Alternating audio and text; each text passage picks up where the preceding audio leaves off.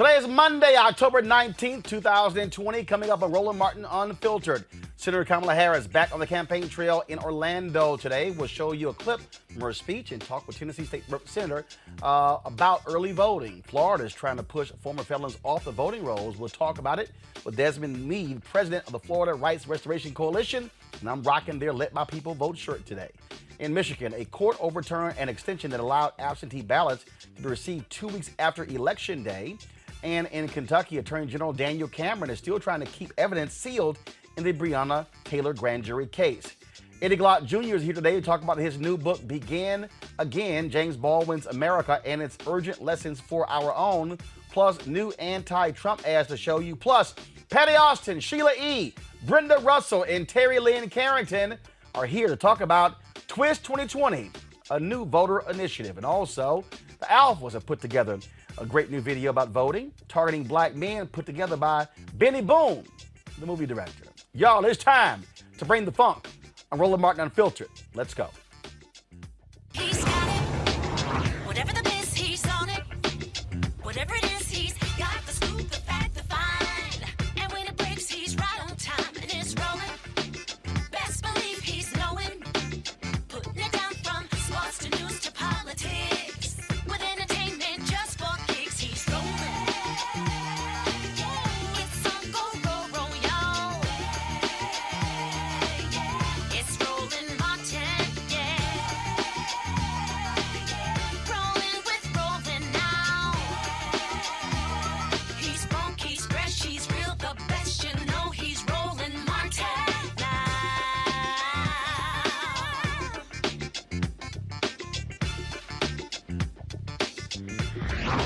Martin.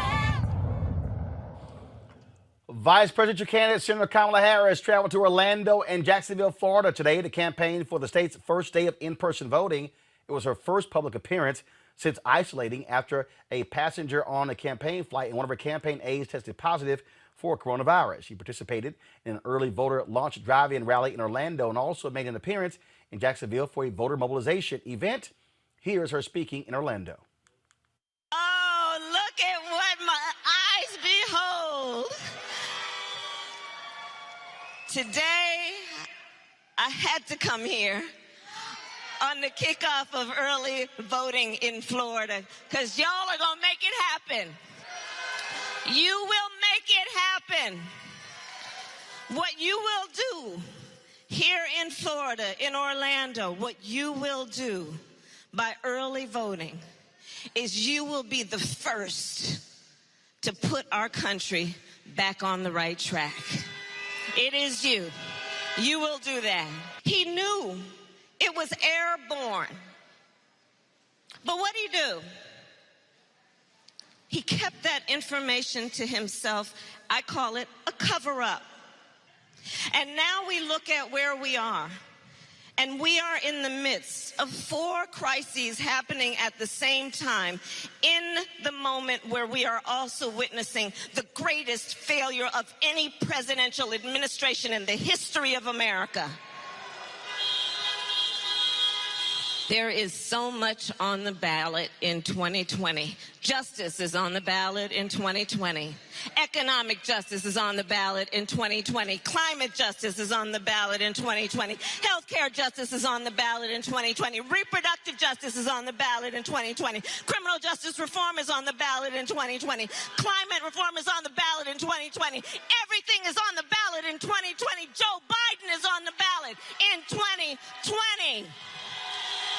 We know we need a change, and a change is coming.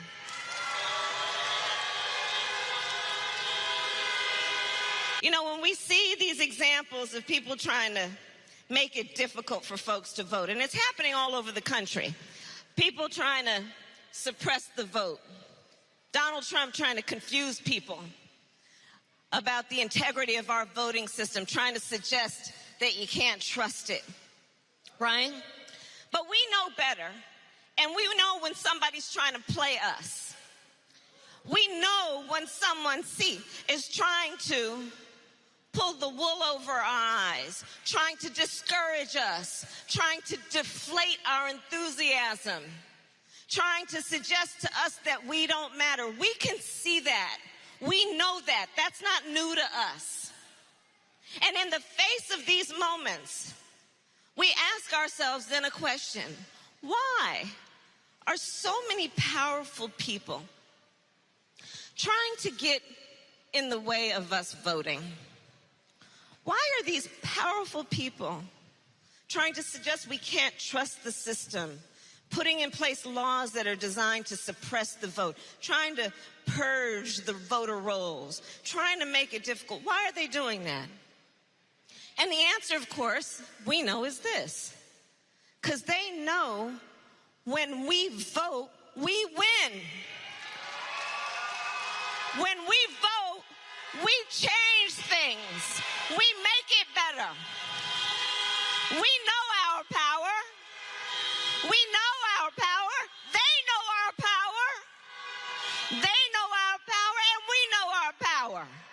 And that's why we're all here today, because we know our power. And folks, that is going to be a huge part of this election. Joining us right now is Tennessee State Senator Ramesh Akbari, co-chair of Tennessee Future Caucus. Glad to have you on Roland Martin Unfiltered. This is going to be obviously, look, forget all the polls right now. It's going to be a close election. I'm looking at a New York Times story right now showing that Republicans are seeing significant gains in 3 critical states. What is that? You heard Senator Harris right there.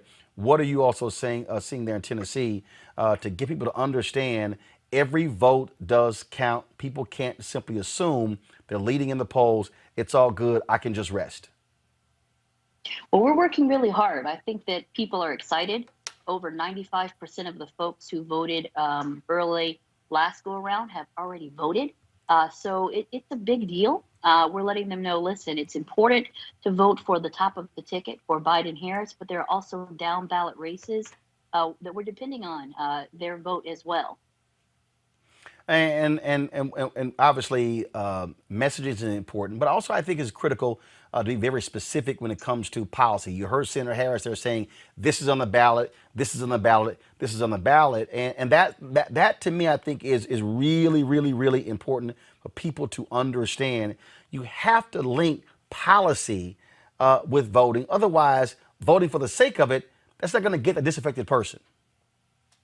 No, you're right. It's not enough to say, well, vote because your ancestors fought for it, or vote because you're a Democrat, or this is the most important election of our lifetime. You have to focus on issues. So in our case, healthcare is on the ballot. What real plan does Donald Trump have for Black folks? I mean, he has parted out the platinum plan, but that's not something that's realistic. What has he done while he's been in office for HBCUs? I mean, these are things that we have to focus on. A woman's right to choose. Those all sorts of things are on the ballot. Do you want someone who mocks those who protest, who stand up and say, enough is enough, I can't breathe? Or do you want to vote for a candidate that understands that our best days are still ahead of us, that we don't need to go back to a time where folks' voices were not able to be heard, and certainly at a bare minimum understands that you have to have integrity and honesty when you're in the office of the presidency? Obviously, we are seeing with us 2 weeks away, 15 days away, how this is going down. So I'm very curious to see there in Tennessee. You got a sister who's running for the United States Senate, but you also have there are people who's in Tennessee. I've heard people in Tennessee and Alabama who say, you know what? Look, this is a red state. It's a waste of our time. But I keep arguing, if you never make any effort to vote, never make any effort to run candidates statewide, you definitely got no shot at winning. Exactly. I mean, if you don't vote, if you don't field a candidate, we have no opportunity to win. I'm in the state Senate. I'm the Senate Democratic Caucus chair. We have a small caucus, but we have folks running in every single district. We have to show up and show out and let folks know, hey, there are more Democrats in these red states than it's been made to see. We're not as red as we seem. We're just gerrymandered that way. 44% of the folks who voted in the last statewide election in Tennessee voted for the Democrat. So our state house and state legislature is gerrymandered. But if you turn out and vote, look in Alabama with Doug Jones, it will make a difference. You just have to do it, and don't don't take your own vote for granted and your voice for granted because you think other folks do. Well, speaking of that, when you talk about Doug Jones, I mean, he was on my show on Friday, showed polling data with his race 48-47. Other people said, oh my God, he's automatically going to lose down 10, 12%. But again, he's running hard, exposing the weaknesses of Tommy Tuberville. That's what you are supposed to do. Exactly. I mean, he's running hard. He's saying, this is my platform. This other guy, he's an old retired football coach. He's just someone that the Republicans threw into office. And I think you see that across the South. Look at Mike Espy in Mississippi. He's working as hard as he can, and the polls have tightened. Look at Jamie Harrison in South Carolina running against Lindsey Graham. That's a race that's winnable. So I think in the beginning, folks took it for granted, and they thought it was just almost a novelty that these candidates were stepping up to run in these majority red states. But I'll tell you, folks are fed up. I've talked to several independents just today that said, listen, I've been a Republican, I've been an independent. I don't like what's going on this other side, and I'm going to vote for a Democrat. And I think it's anecdotal, but you hear that across the country and across the South. So I say run as hard as you can, because you just don't know what's going to happen on November the 3rd. One of the things that maybe you could help me with this here, and I'm just totally confused by it. Donald Trump has consistently talked about what he's done for black people. He mentions First Step Act. He mentions these things.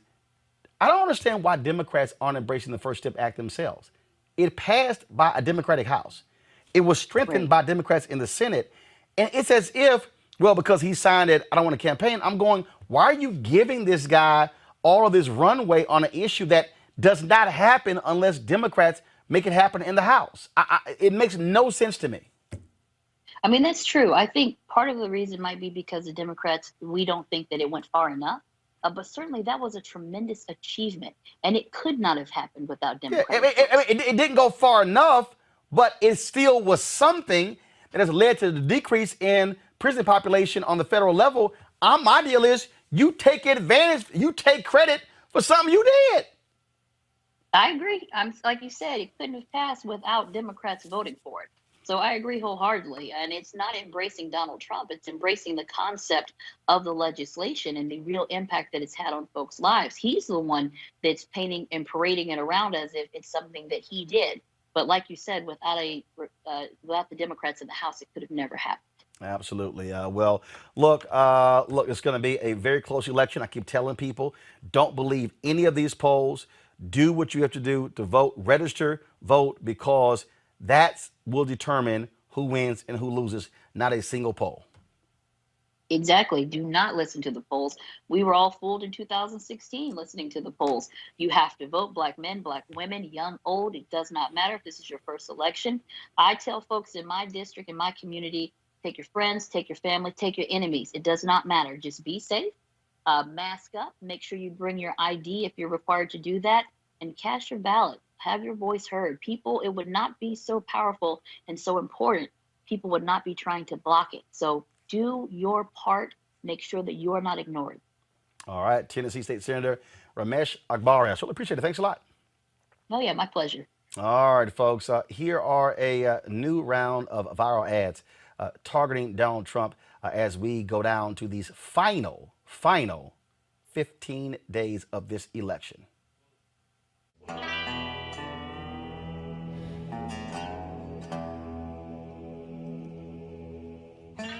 Órale. We are Latino men and women in business, and we're proud to be part of the greatest country on the earth, the United States of these Americas. We pay our taxes, vato. We serve our military, our familias, and our communities. We don't dodge trabajo duro.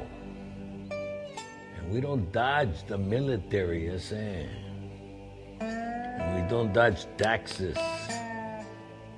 So why would we vote for a tax dodger, a draft dodger, and a man with no regards for our familias? This election, we're dodging you, pinche Trump. ¿Qué nos crees? Pendejos. Pues órale. The Lincoln Project is responsible for the content of this advertising. Hate crimes in the U.S. jumped again. The El Paso attack was the deadliest at the hands of a white supremacist in half a century. One of the largest upticks in the history of hate crime reporting. Knock the crap out of him, would you? The suspect yelled the word Trump as he hit the East African man. Part of the problem is nobody wants to hurt each other anymore. More than 50 criminal cases where Donald Trump was explicitly invoked in relation to violent acts. When you see these caravans, this is an invasion. A racist manifesto poster claimed this attack is a response to the Hispanic invasion of Texas. The president and his words appearing in scores of police reports and courtrooms. The irresponsible rhetoric of our president, who has used the pulpit of the presidency to divide us by race and color, has made America a more dangerous environment than, frankly, I have ever seen. The American PAC is responsible for the content of this advertising. Most of us never voted for a Democrat in our lives. Never thought about it. Because most of us are lifelong Republicans. But we're Americans first. We understand the character and experience and frankly, the empathy required for leadership. Because we've seen it firsthand when we all served with the 43rd president. But come election day, every last one of us on this team is voting for Biden. Let's put Joe Biden in the White House. He'll be a solid 46.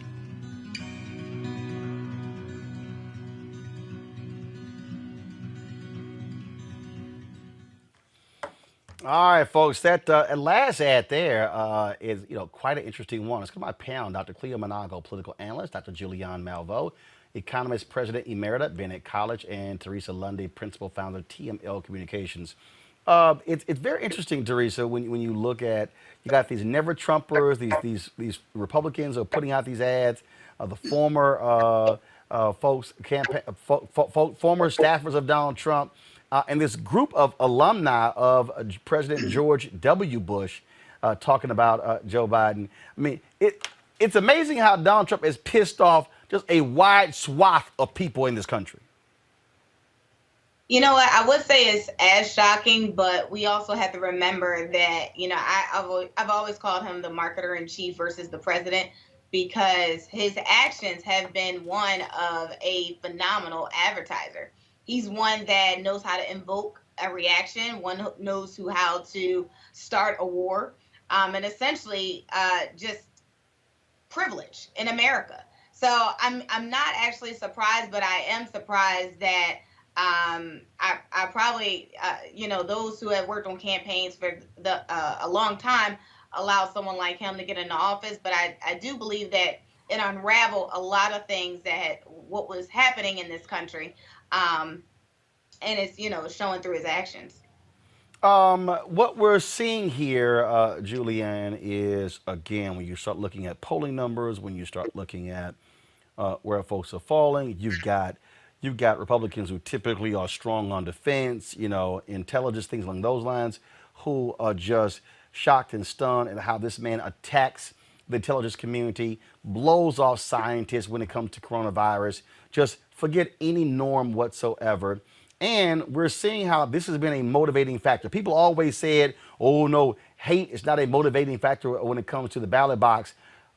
We're seeing that in a lot of places across the country, the sort of turnout in early voting. There are people who despise this man and Republicans who have stood by and allowed him to destroy this country. If the Republican Senate had the backbone of these 43 alums, we would not be in the situation that we're in now. The fact of the matter is that the Republican Senate has allowed this man not only to trample over all of our rights, but to nearly ruin our international reputation. Wherever you go in the world, people are laughing at us. If you elect a clown, expect a circus, and that's what we are right now. This is the circus of the United States. And so these ads are very effective, but I hope that none of us get so complacent as to say, oh, Republicans are going to vote for Biden, so I don't have to. Everybody has got to vote. the real issue here is that we need everybody, all souls, as they say, to the polls. We need people to get out there. But, you know, the ads against Trump, many of them very skillful, some astonishing, but they're reminding us that this man has been the divider in chief. Again, what we're seeing, Cleo, here, we're seeing a level of intensity we have not seen in quite some time. We're looking at places, Travis County, Texas, announced 97% of eligible residents there registered to vote. They've never had that high of a number. We are seeing the kinds of lines all over the country. We're seeing places have turnout they have not seen ever. Again, no one can't say whether that is for Trump, whether that is for Biden, but they are able to see, again, the level of intensity from particular areas when it comes to, in Harris County, for instance, 55% of all folks voting thus far are women. And when you look at polling data, Trump is doing much more poorly among women than he did in 2016. If you believe the polls. Like you said a moment ago, we can't really rely on those polls yet. But one thing you also said earlier, Roland, first of all, hello, how are you? It's good to see you. It's good to see you, Dr. Malvo. It's good to see all of you. It's going to be a tight race. And given how horrible reports are about Trump and how he actually can be, it's interesting and ironic that still it's likely going to be a tight race. Like I said on your show in 2019, and I saw a lot of this happening with Kamala Harris a moment ago when you showed that footage, beating up on Trump is not going to be enough. Talking about how bad Trump is will not be enough to sway people to be motivated to go and vote against him. The Democratic Party needs more policies. You raised a very good point earlier when you talked about the prison reform issue that Trump takes credit for. And you asked, well, why don't the Democratic Party step up and look at the fact that they were very much responsible for that? Well, there's some timidness in the Democratic Party because the Democratic Party, in my opinion, plays PC games and paralyzes itself with trying to come out not being racist and being so aggressive that sometimes they make no sense and their message is not clear. And I just heard all those ads that you played, and the Latino ad that began, it was very interesting. They literally cussed. He called Trump a pinche pendejo. That means it's a serious cuss word. So they're really reaching. It's like I don't know if y'all know what he called him, but I mean, it ain't no joke. No, I know what he said. That's why I ran it. Look, I've long argued there should be an ad. The Democrats should have had either Sam Jackson or Jennifer Lewis do an ad called "This Mother." That's damn near what he did. I know that, but I want to say real quickly and just reiterate that the Democratic Party, or if they want to win with a massively, they're gonna have to do some stuff, because even this thing that happened with Ice Cube has created even more resentments and confusion and people not knowing what to do, because the brother said he wants a black agenda and he was very explicit about that, and he's being beat up instead by too many people instead of people honoring what he explicitly said he wanted for black folks.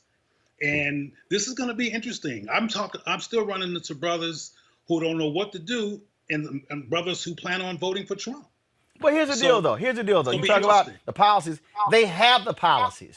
My point is, here's the deal, and this is the piece that people don't seem to understand because the average person doesn't get this, Teresa. And that is, you can't say, well, Democrats, y'all ain't done a damn thing. Democrats control the House. They do not control the Senate. They have passed upwards of 400 bills in the House that Mitch McConnell will not bring up. I'm saying to Democrats, you have to be specific about the bills.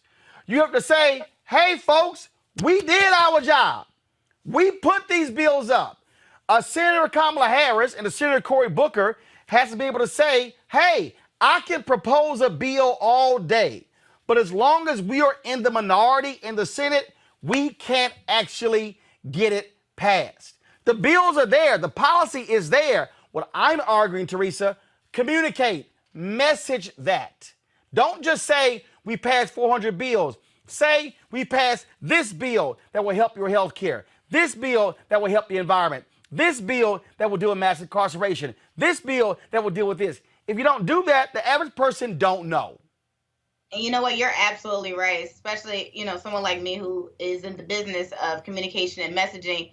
You don't know how important it is for me to kind of tell people it's important for you to educate yourself about what the bills are. I think that is the best strong suit for the House representatives is to tout their record on a daily basis. Not just one time when they pass it, not put out one press release, but continuous outpouring so people actually internalize what they've done. And then they wouldn't have so many issues when it's time for their own reelection. Understanding that they do control the House and not the Senate should also entice people that they need to flip more seats. And thus, it goes back into the education portion of how do we flip those seats? Who's vulnerable? Who's up for the next election? But the talking points would have already been in everyone's mindset of who's been doing the work and how it impacts their lives. So education, information is power, not just a one-time cycle, but during an entire year or even a season of, not waiting to the last minute of election season, but getting to the point early on when it's needed. Look, at the end of the day, you have to speak. Look, Julian, if somebody is criticizing you, then what you have to do is listen to what they're saying, and then you counter that argument. For instance, that was his video of this ignorant fool who is a MAGA supporter. And she was going off on black people and blasting them, saying, how dare y'all criticize Ice Cube? And then she starts talking about all this stuff that Trump has done. She was lying. She was absolutely lying. And so I called her out and I said, bring your ass to my show. I'm like, if you actually believe it, bring your ass to my show and we can talk about what you said. She lied about the whole issue when it comes to HBCUs and the black unemployment issue. What I am saying, that's what Democrats have to do. It's very interesting in the Democratic primary debates. Joe Biden was very aggressive with the other candidates by saying, I did that, I did that, I did that, I did that. To me, on Thursday night, he must do the same thing. I did do this. I did do this, this, and this. And when I'm president, I'm going to do this, this, this. Be very specific for those folks who are straddling the fence. Well, I think that Cleo made a really important point about the timidity in the Democratic Party. We see it all the time. I mean, Democrats are not tooting their own horn. They should be.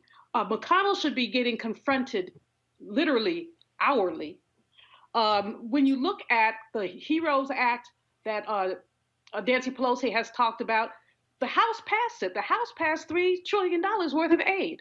So if people are sitting here now saying, I don't have any money, Democrats put legislation in that would make a big difference. But Democrats somehow seem to be short on something, backbone. Or, I think about when President Obama was first elected and he tried to compromise with the Republicans.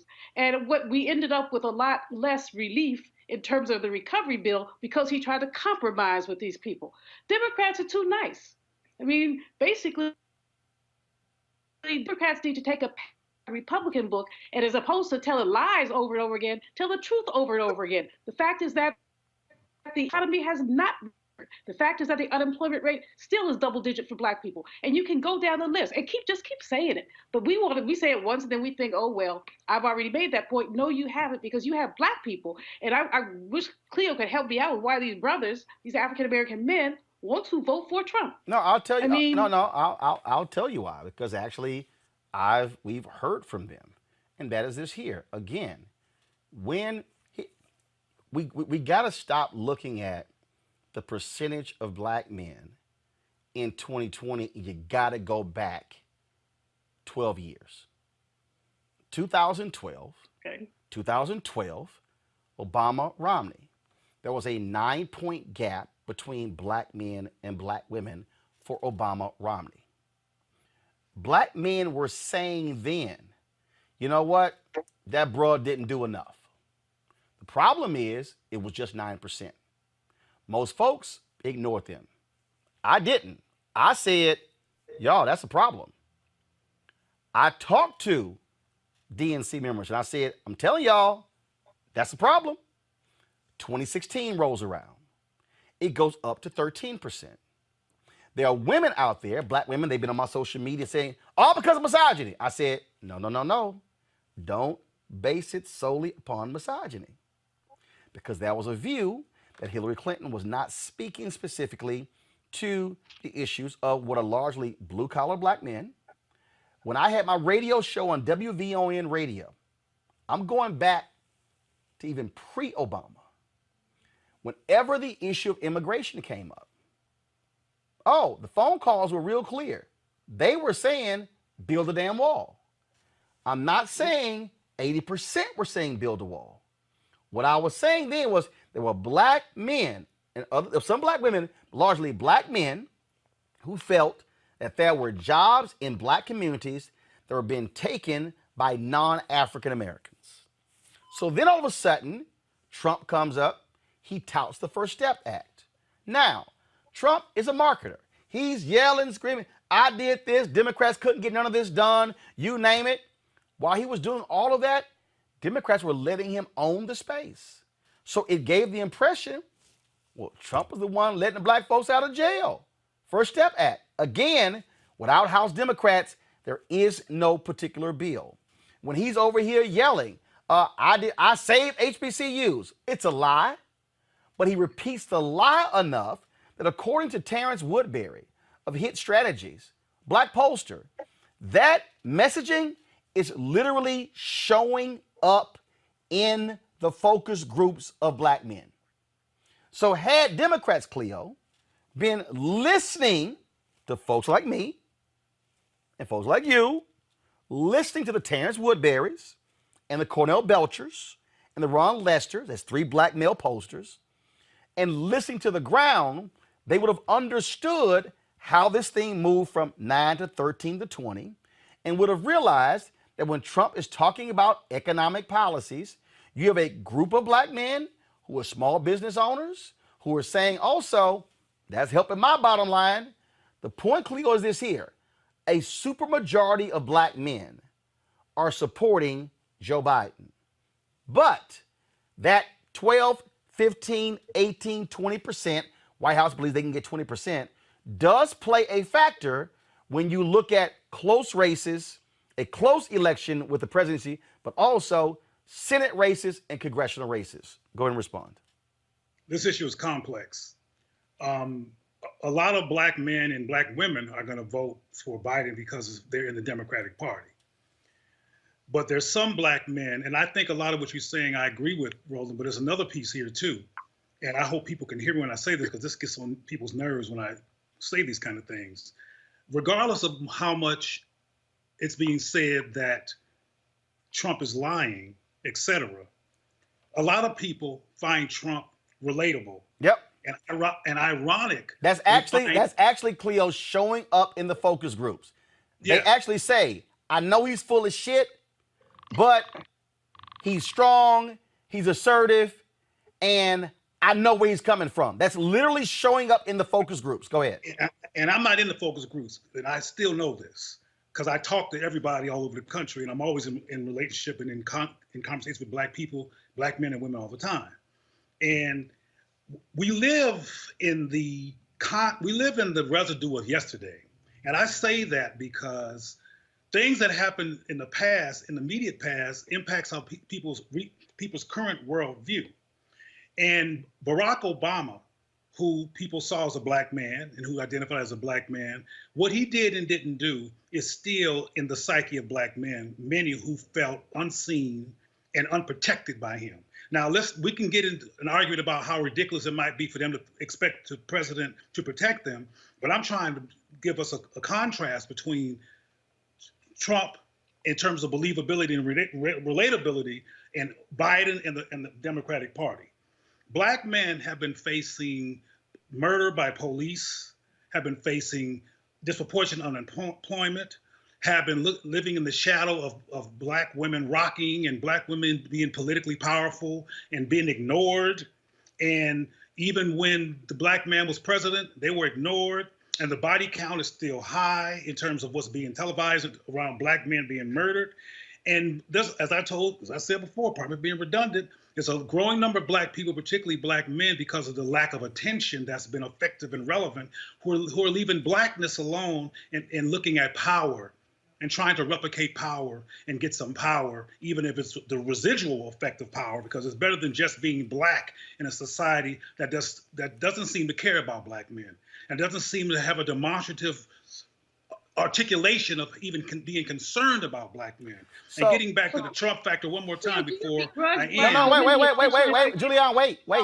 Cleo finished. Cleo, go ahead. I want to reiterate that we cannot keep going for the place of logic in fact. I mean, people keep talking about what a liar Trump is. Trump has not changed since he's become president. He's the same dude that was grabbing vaginas that most white women voted for. He's still the same guy. He has not changed up. So that he's a scoundrel is not the point.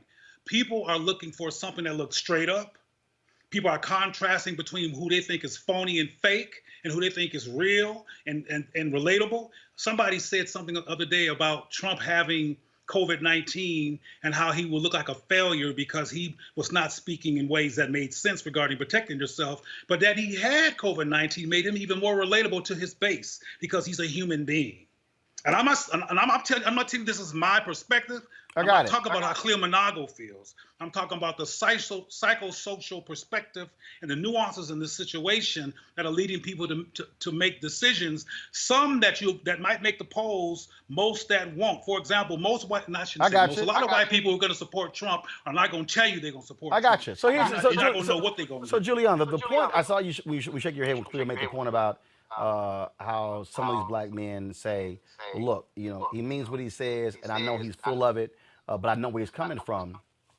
That's real. I mean, it's literally showing up in the focus groups where black men, again, Terrence Woodbury has been doing these constantly, 5 days a week. They're saying that. And so black men are also, and I gotta go back to, again, Obama. And let me just, I'm gonna say this and then you can jump in. The Republicans said for 8 years, Obama, weak. America's weak. So then all of a sudden, they want the John Wayne, tough guy, talk big and bad. Now, here's the piece. We may say, what the hell is wrong with you? Racist, sexist. But the reality is, and I need people to understand this because I have said this specifically about one of the reasons why black men are attracted to a message from a Farrakhan versus some preachers on the point of strength. And you can't ignore that particular point, how somebody responds to that manliness, that macho tough guy, and it's reflected in the polls. I'm arguing you don't write those voters off because they could be the margin of winning or losing. Julian, go ahead. Well, I wasn't writing them off, and I'm not saying you are. I'm not saying you are. I'm saying the party can't write them off because those are still persuadables. Go ahead.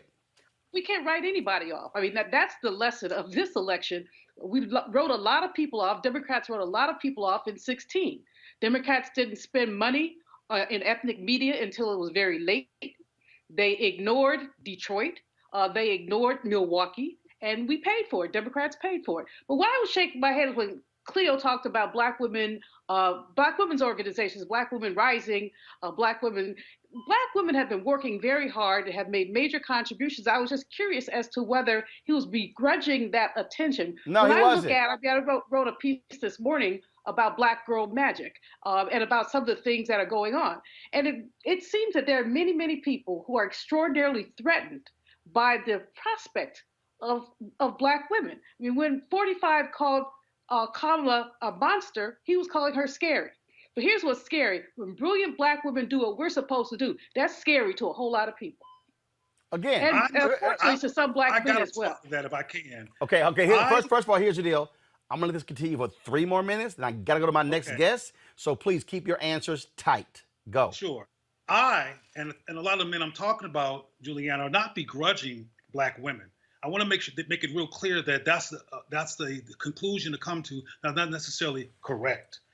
What's going on? This is a society that, in disproportionate ways, some of it is on video, kills and murders black men, dismisses black men, objectifies black men, criminalizing black men. And while that's being ignored on a demonstrative level, there's all this rocking and voting and magic going on among women. It's not simply a begrudging of women. There seems to be a lack of balance between two groups that have been oppressed, that are not affirming each other or talking directly about each other or caring about each other's struggle in the society or each other's gifts. And the black girl magic, black girl vote mantra celebrates women, and I have no problem with that at all. I want to make it clear, I don't begrudge that at all. But there's a gap. And there's a gap. And what in terms of attention to black men. And what Julian is saying, which I can agree with, is that black women are saying, get the fuck out of here. Patriarchy has been real. Black women were completely diminished during the civil rights movement. Black women have been constantly diminished. And so now all of a sudden, you got some brothers who got an attitude because sisters are demanding a level of respect and attention. But Now, Roland, no, Cleo, I'm not done. Cleo, I'm not done. What I'm arguing is that I absolutely understand the point you just raised. I understand what Julian said and what I just laid out. What we still have to contend with is the reality of what someone says and feels. And now the question is, how do you counter that, Teresa, politically, to be sure that you're messaging to multiple people? Because if you are politically creating the impression that you are messaging far more here than this group, although 80 to 85% of black men are fine with the messaging, that 15 to 18 or 20% is still significant when it comes to voting and an election, and that could be the margin of victory or defeat. Politically, you're absolutely right. There has to be a strategy, and I've seen campaigns from statewide and federal races. They have lost the margin of error where it literally was down percentage points, where it could have been a simple of messaging strictly for African American men. Black men, I have been at some of these roundtables and community organizing events year round, because they just don't happen during election day. These forums are happening, and black men are consistently saying the same exact thing, is we are not being represented in the numbers. And there is no outreach to the small business owner. Most of these men are coming, well, here in Philly, they're coming out of prison and they're going into the barbershop. They're owning barbershops, right? They're picking up where they left off at. And for those entrepreneurs, they're like, listen, a candidate has never supported me. If anything, I've always been in the system. So what is that message, right? And for those who, think that Donald Trump is the only one pushing the first step and everything else, there has been a loss of messaging on who actually, wrote the bill, who contributed to the bill, and then of course the passing of the bill. But there has been so much loss in translation that, not only black men, but, minority men feels like there is no effort to ensure they vote. I think, taking the vote for granted, like you said, Roland, when it came to the percentage points, politically puts elected officials in a bad space, and then they, try to, come back to them right in the last hour. And unfortunately, you might have lost it, but it has to be a year-round conversation with black men, entrepreneurs, especially with their families, and how they can produce more jobs and wealth inside of the home. Julian, go ahead. Final comment before I go to my next guest. We do have to, black men and women have been ignored. Everything that Cleo listed about what had happened to black men has happened to black women too. Black women get killed on the street. Yep. Black women have been disrespected. A little black girl was pulled by her braids. She was defeminized and dehumanized. So I'm not saying nothing has happened to black men, but I think black men and women have to understand that this is a struggle that we've both been fighting in. Got it. Folks, Florida, one of the issues when we talk about what's going on there, removing felons from the rolls. Florida, they're trying to push former felons off the voter rolls if they have outstanding court debts.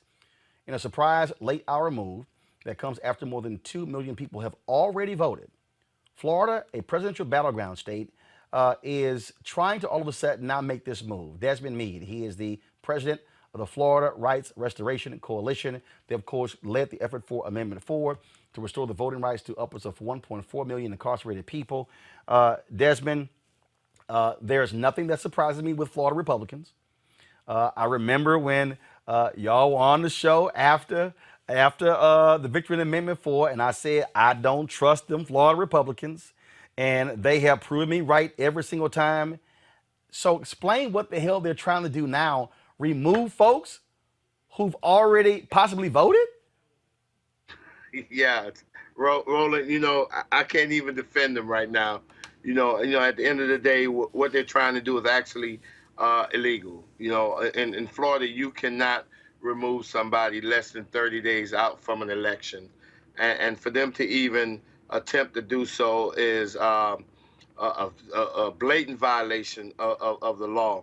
But we know that there are folks that are desperate. There are folks that are trying to intimidate folks and discourage people from voting, especially in the African-American community.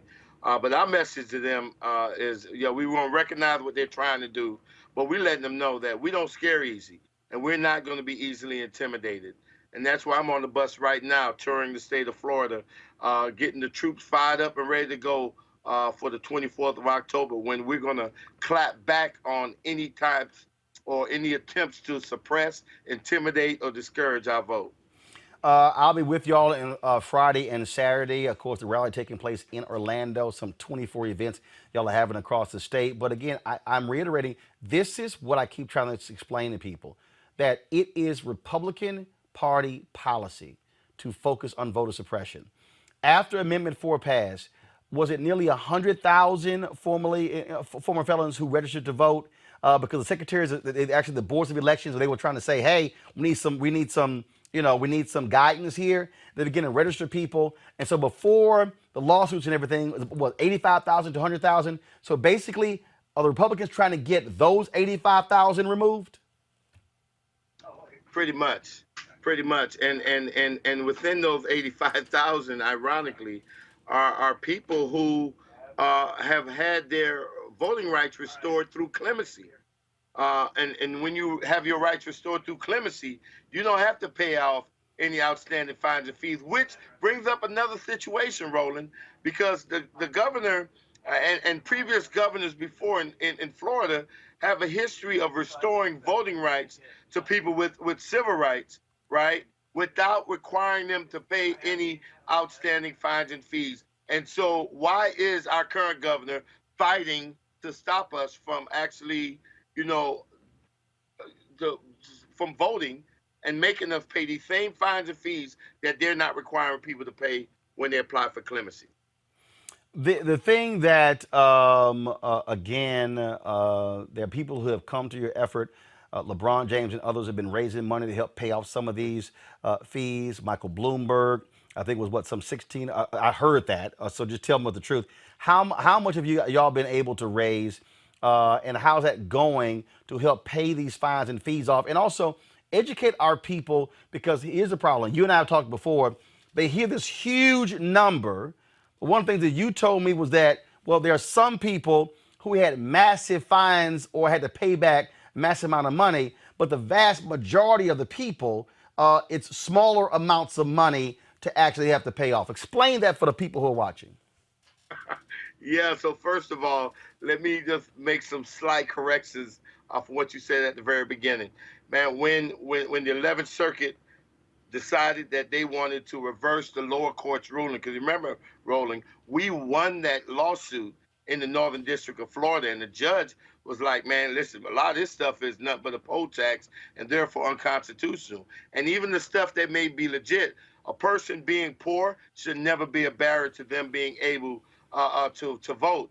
And when the 11th Circuit sought to reverse that, man, we had over 88,000 people throughout the country, from celebrities like Michael Jordan and LeBron James and Ariana Grande to corporations like Levi's and Viacom and so many more, and thousands upon thousands of people who just flooded money into the organization, an average donation of over $300. And we raised over $25 million in a matter of a couple of months. And we were able to pay that money out and to remove those legal financial obligations from at least 40,000 individuals in the state of Florida. And so, you know, we're like encouraged that people were able to just come together, people from all walks of life, to support democracy, because nobody, no American citizen should be forced to choose between putting food on their table or voting, or rather paying rent or their mortgage or voting. And so folks around the country stood up and said democracy would not be held hostage in Florida. And they're still donating, and we're still paying off fines and fees to clear a pathway for people that if they want to be able to register to vote, them being poor would not be a barrier to them. You shook your head at the Michael Bloomberg. That money's not going to y'all. What's the deal with that?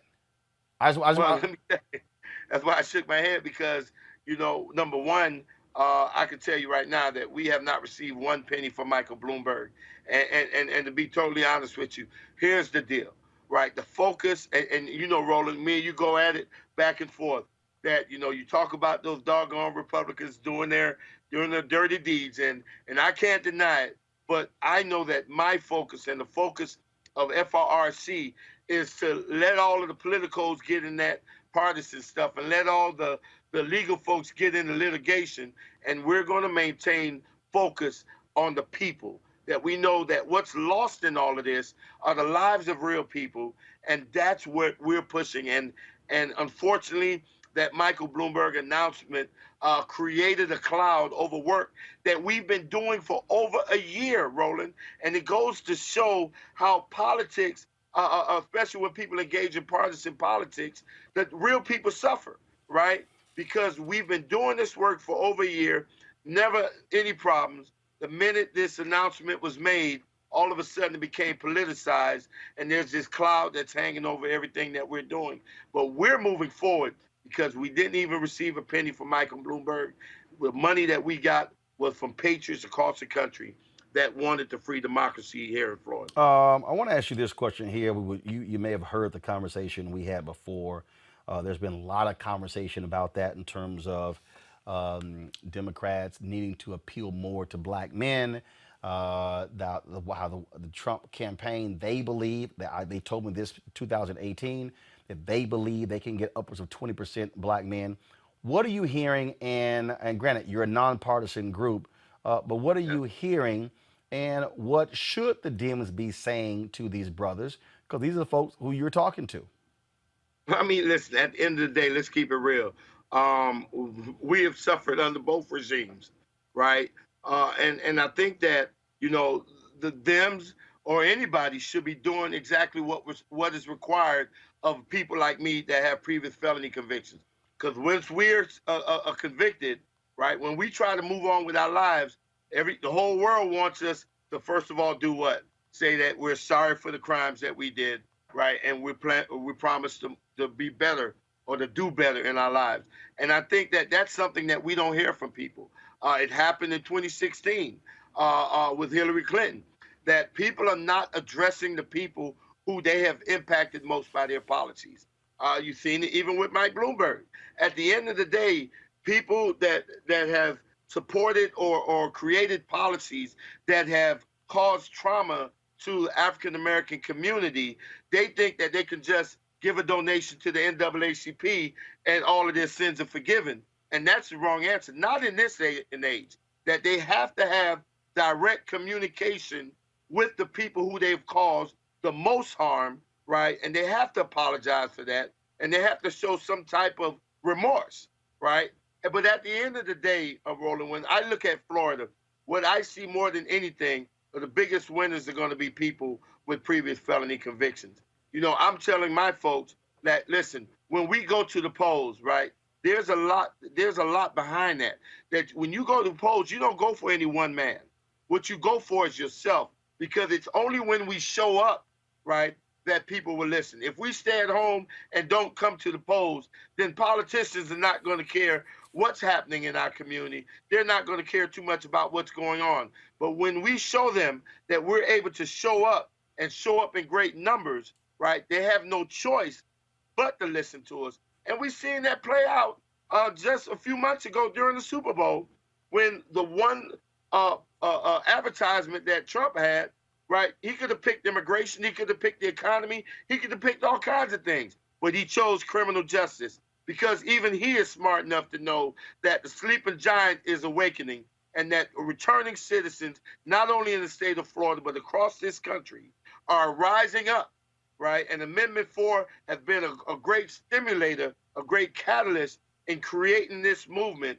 And I'm going to tell you right now, we have enough returning citizens that's on the roster right now to make a distinctive impact on the outcome of this presidential election. So both sides have to pay attention, and both sides need to speak to the needs that impact, or the issues that impact, the African-American men, the African-American community, and returning citizens. So I just want to be clear before I press send on this tweet. You just said it.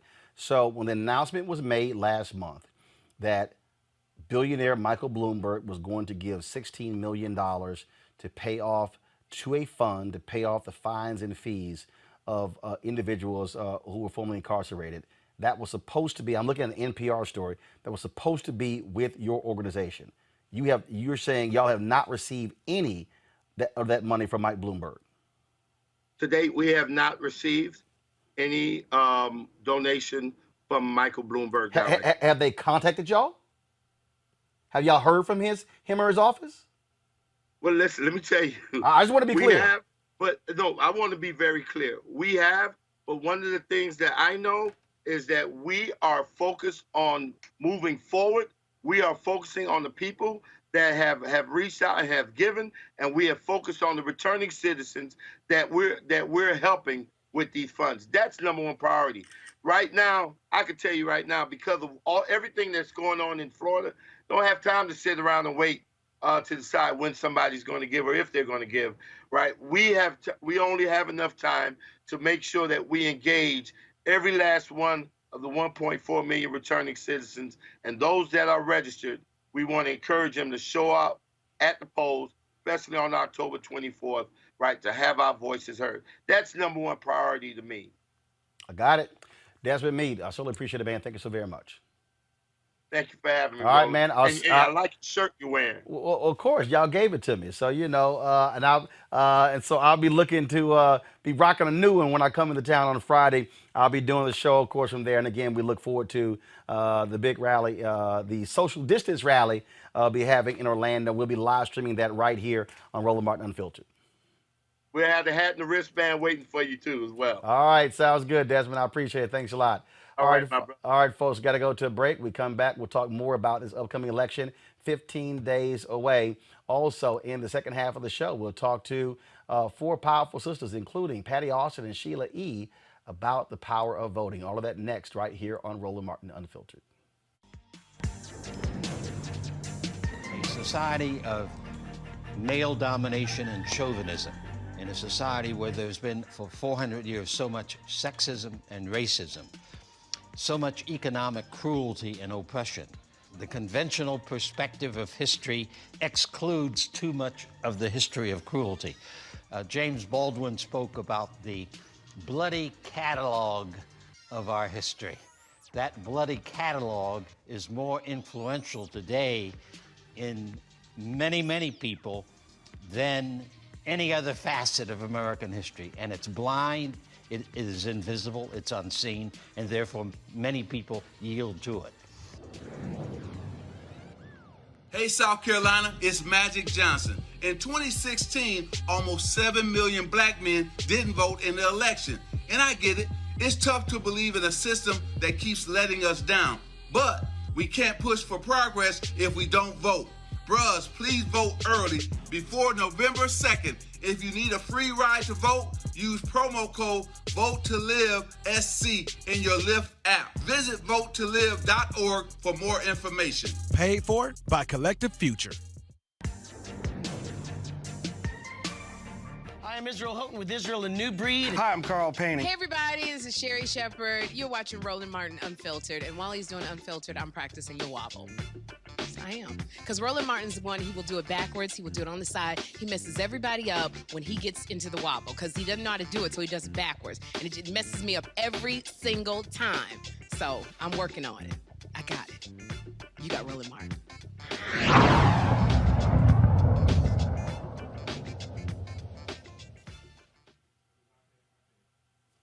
Under the sound of my voice, to go to the polls on the 3rd of November and vote your conviction. Suffice it to say that we stand in one of the most momentous periods of human history. And in these days of emotional tension, when the problems of the world are gigantic in extent and chaotic in detail, all men of goodwill must make the right decisions. Whether America will take the high road of justice and peace, compassion for the poor and underprivileged, or whether this nation will tread the low road of man's inhumanity to man, of injustice, of short-sightedness.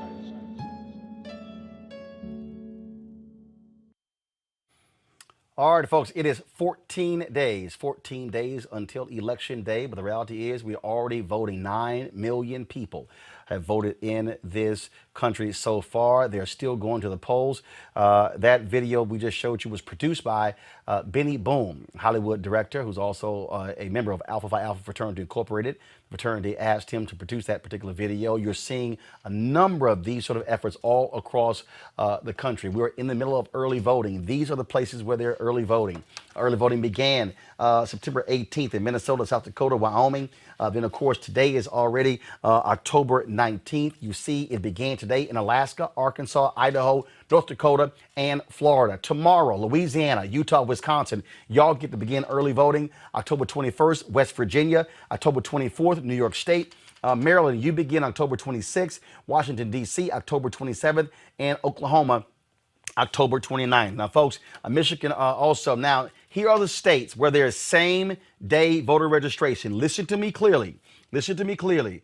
If you live in these states on Election Day, when you go to the polls, you can actually register and vote same day. California, Colorado, Connecticut, D.C., Hawaii, Idaho, Illinois, Iowa, Maine, Maryland, Michigan, Minnesota, Montana, Nevada, New Hampshire, New Mexico, North Carolina, Utah, Vermont, Washington State, Wisconsin, and Wyoming. And so only in those states do they allow same-day voter registration on November 3rd. Now we have voter registration deadlines.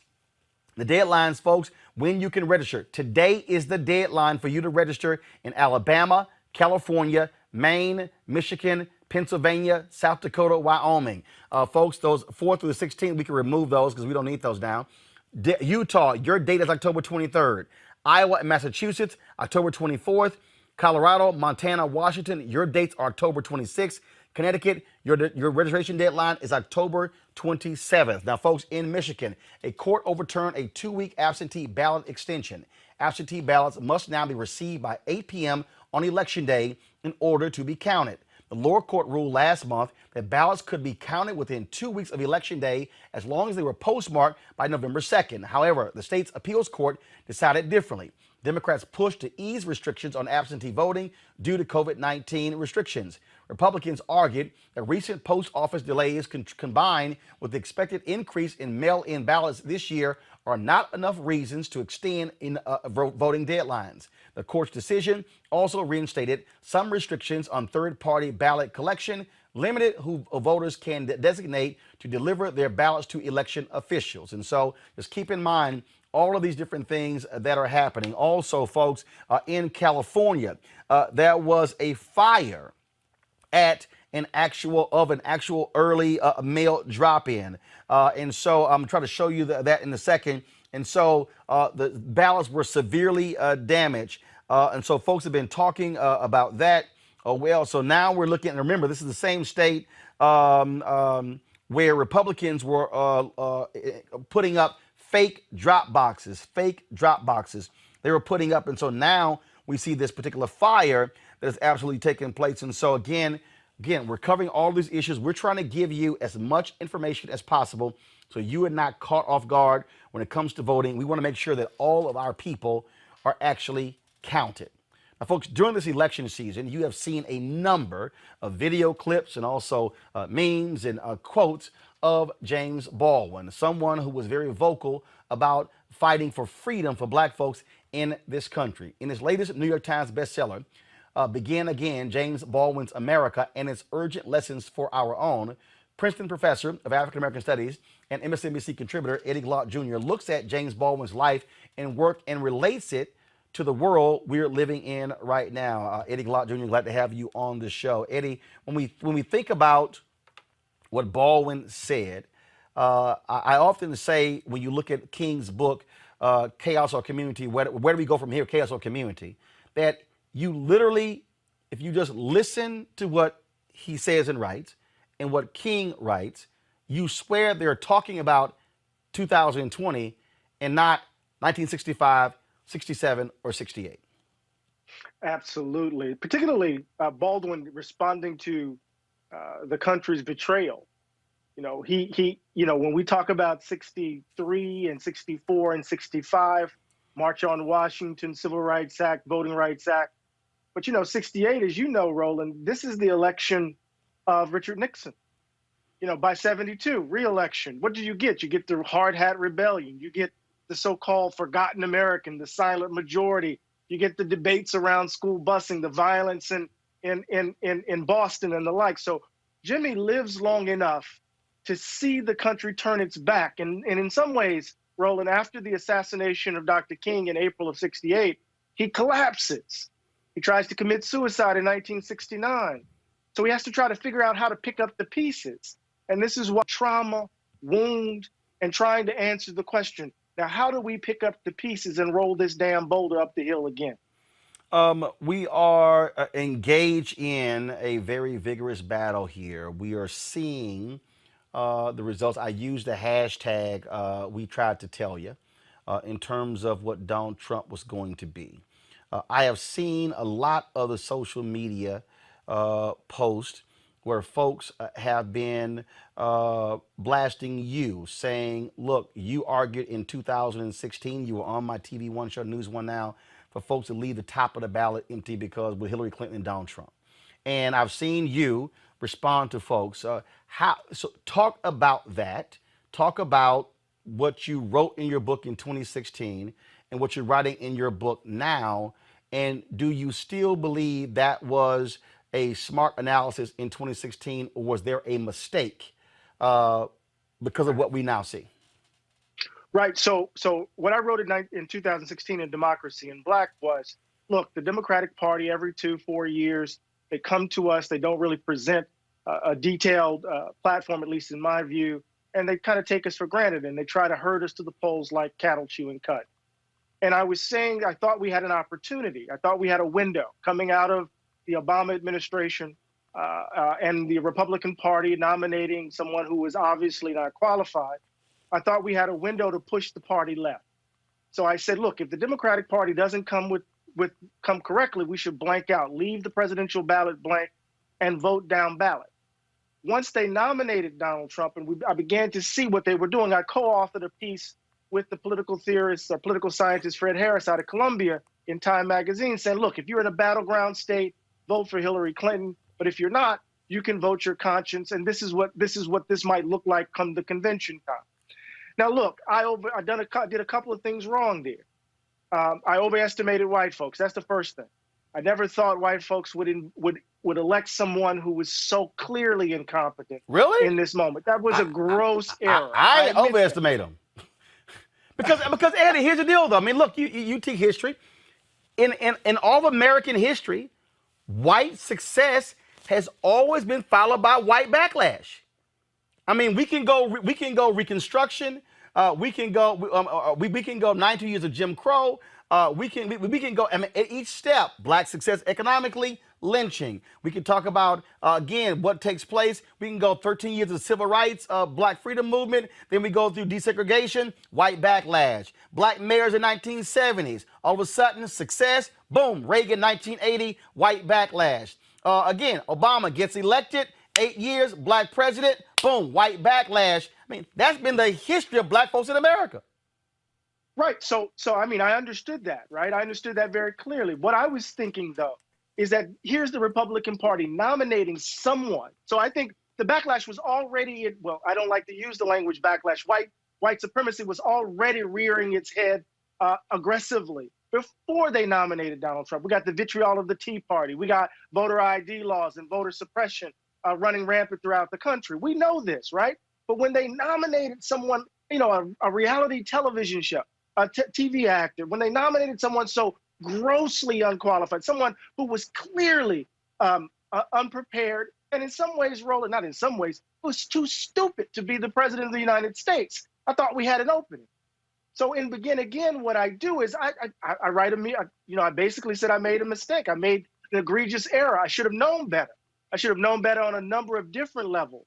But the main thing is Baldwin confronted something similar that I was confronting when Clinton was running in 2016. Baldwin, remember, most people think of Jimmy Carter as this extraordinary president for black folk. But in the 1979 campaign and 1980 election, black folk were lukewarm about Carter. He had basically turned his back on us. Some black leaders actually said he had become he had betrayed black people with his policies of austerity that impacted black communities, particularly in cities. And so what you saw was a depressed voter turnout. And in some ways, the fact that black folk didn't turn out led to Ronald Reagan being elected. But Baldwin writes a piece where he says, sometimes you don't have anybody to vote for. Sometimes you're only voting to buy yourself some time.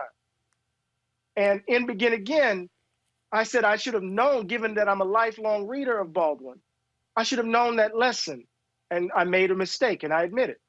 One of my panel, I want y'all to get ready to ask questions of Eddie Glaude. Eddie, and folks, again, put the book up again. We're talking about Eddie Glaude's a new book, New York Times bestseller, book that brings James Baldwin in real life. Begin Again, James Baldwin's America and its urgent lessons for our own. One of the things that jumps out at me, and this is when I listen to people talk about this country, and people say, look, it is what it is, it's never going to change. I remember reading interviewing Harry Belafonte, and one of the things he said to me was, he said, this is the reason I have stayed. He said, because essentially I am going to fight to make America be the country it says it's supposed to be. Baldwin confronted that very question. And black folks have always been the ones to save the nation from itself. Black folks have been the ones to actually show America what democracy looks like, show America what compassion looks like, show America what forgiveness looks like. And so what do you say, though, reflecting through the prism of Baldwin, to young voters who say, I don't believe that my vote can make a difference, and so I'm a march for change and fight for change, but I'm gonna check out of the voting process, even though the marching I'm voting for is to get the politicians to change policy, but I'm gonna check out of the very system that can elect folk who agree with me. It's like those two things are at war with each other. Right. I think this is the important point. I think oftentimes when we hear that sort of argument, there is a judgment, and it's a substantive and reasoned judgment, I think, at times, that the political system is bankrupt, that it's not really delivering anything for black and poor people, that we have politicians who we elect, who then turn around and become captured by the political process, that we are captured electorate. I can go on and on and on. What we need to understand is that the vote is one of the most important tools in our political arsenal. It is not the only tool, though. So every 2-4 years, there are elections at the national level. Every year, more than likely, there's an election. Every other year, there's an election at the local and state level. And part of what we need to understand is that politics involves electoral processes, but it's not reducible to those processes. So if we're thinking about change systemically, we need to understand that voting is a part of it. But when we overburden voting, and what I mean by that is that when we think about wholesale change being reducible to the vote, then we set ourselves up for disappointment. Voting in a democracy, Roland, in my view, is actually the last thing we do. Prior to the election, we are engaged in the work of trying to build the society that we want to build, in trying to create the conditions to produce the sorts of people we want to elect and hold accountable. So we have to see voting. This is what I'm saying to young folks. We have to see voting within the overall strategy of our attempt to build a genuine, right, just democracy. But I understand why they're skeptical. But the skepticism shouldn't lead to a dismissal of the vote as such. It should lead to a dismissal of a certain frame of understanding the role and place of the vote, if that makes sense. Do you also believe that we also have a massive, massive failure when it comes to civics? That part of this issue is that we have folks who have no clue. And should the solution be, look, the school system is not going to do it. You're at what I call the end of the education process. You have your primary, your secondary, elementary school, middle school, high school, then you have college. And so should black communities, black churches, black organizations be leading massive civic engagement workshops and discussions? And two, and there's no disrespect to MSNBC or CNN or Fox News or ABC, NBC, CBS, but they're not going to do it. I'm just being honest. Shouldn't we also be challenging and calling out black targeted and black owned media, saying, are y'all going to keep spending all of this damn time on sitcoms, reality shows, award shows, and entertainment and gossip and sports, and dedicate something to civics, to public affairs, so our folks are not only becoming aware of issues around an election? Your thoughts on that? Yes, yes, yes, yes, yes, yes, and yes, and yes, and yes. I mean, I can only say yes so many times, right? So I think, whether it's Nkrumah's conscientization, whether it's political education or the like, it is certainly the case that, we need to understand more fully, I think, the complexities and nuances of the political process, of the pursuit of power in the name of justice, of, in some ways, the power of everyday ordinary people. And the example I have in my head, of course, is the Student Nonviolent Coordinating Committee and what they did at their height and how they entered into spaces, sharecroppers in Mississippi and the like, and created the conditions under which they could become the leaders that they were looking for, as Ms. Baker would put it, right? How they would then run for office, but understood that running for office can present the danger of demobilizing grassroots effort. But all of this was bound up rather, in an idea of the power of everyday ordinary people. Freedom schools in another instance, right? I think this is really important, Roland, because you hit it right on the head. The second point I think is really important in the sense that what we've witnessed is in some ways the contraction of public deliberative space. Black-owned media, I mean, it can't just be Twitter. It can't just be social media, right? We've reduced the kinds of spaces where there's serious conversations about us, by us. And I think it's really important for us to continue to bring pressure to bear to create spaces for your show and others that are dedicated not just simply to entertainment and the entertainment industry or sport, but really thinking seriously about the conditions, material and otherwise, of Black communities in a moment where we face extraordinary danger that's not just reducible to Donald Trump. So I think you're absolutely right on both accounts, Roland. I want to go to my panel for questions. I'll first start with Teresa Lundy. One, I can't wait to get your book. I've been excited about this conversation. So as a millennial, I'm always curious about what we can do to further the dialogue and civic engagement, and also imploring that our fellow friends and neighbors are also aware of how important our voice is, but more so important of our history. Yeah. Well, thank you, Sister Teresa, for that. Look, millennials combined with Gen Zers and Gen Xers and Gen Yers, you guys actually outnumber baby boomers in terms of the impact on the body politic. I think it's well past time for this cohort to begin to influence and impact the direction of the country. I think there's a general consensus among your generation and younger that the country is broken. And you're reaching for languages, vocabularies, ways of thinking that offer a different direction for how we might imagine being together as a country. Jimmy insisted that we work for a new Jerusalem. And I think it is well past time for millennials to assert their power in the public domain. And that's going to happen, not just simply in terms of election cycle, but it's happening in the streets, it's happening in the suites, it's happening in terms of your consumer power across the board. And so you got to start exercising and exerting your influence and power at this moment, right now, in this moment, right here. Next question, Cleo Monago. Greetings, brothers. Good to meet you. Greetings, brother. I have an analysis that I would like to get your perspective on, but I want to also just preface it with the fact that the myth of white supremacy on a systemic basis is perpetually moving the pole and working towards staying in power, and doesn't have just one strategy. They have many, many strategies.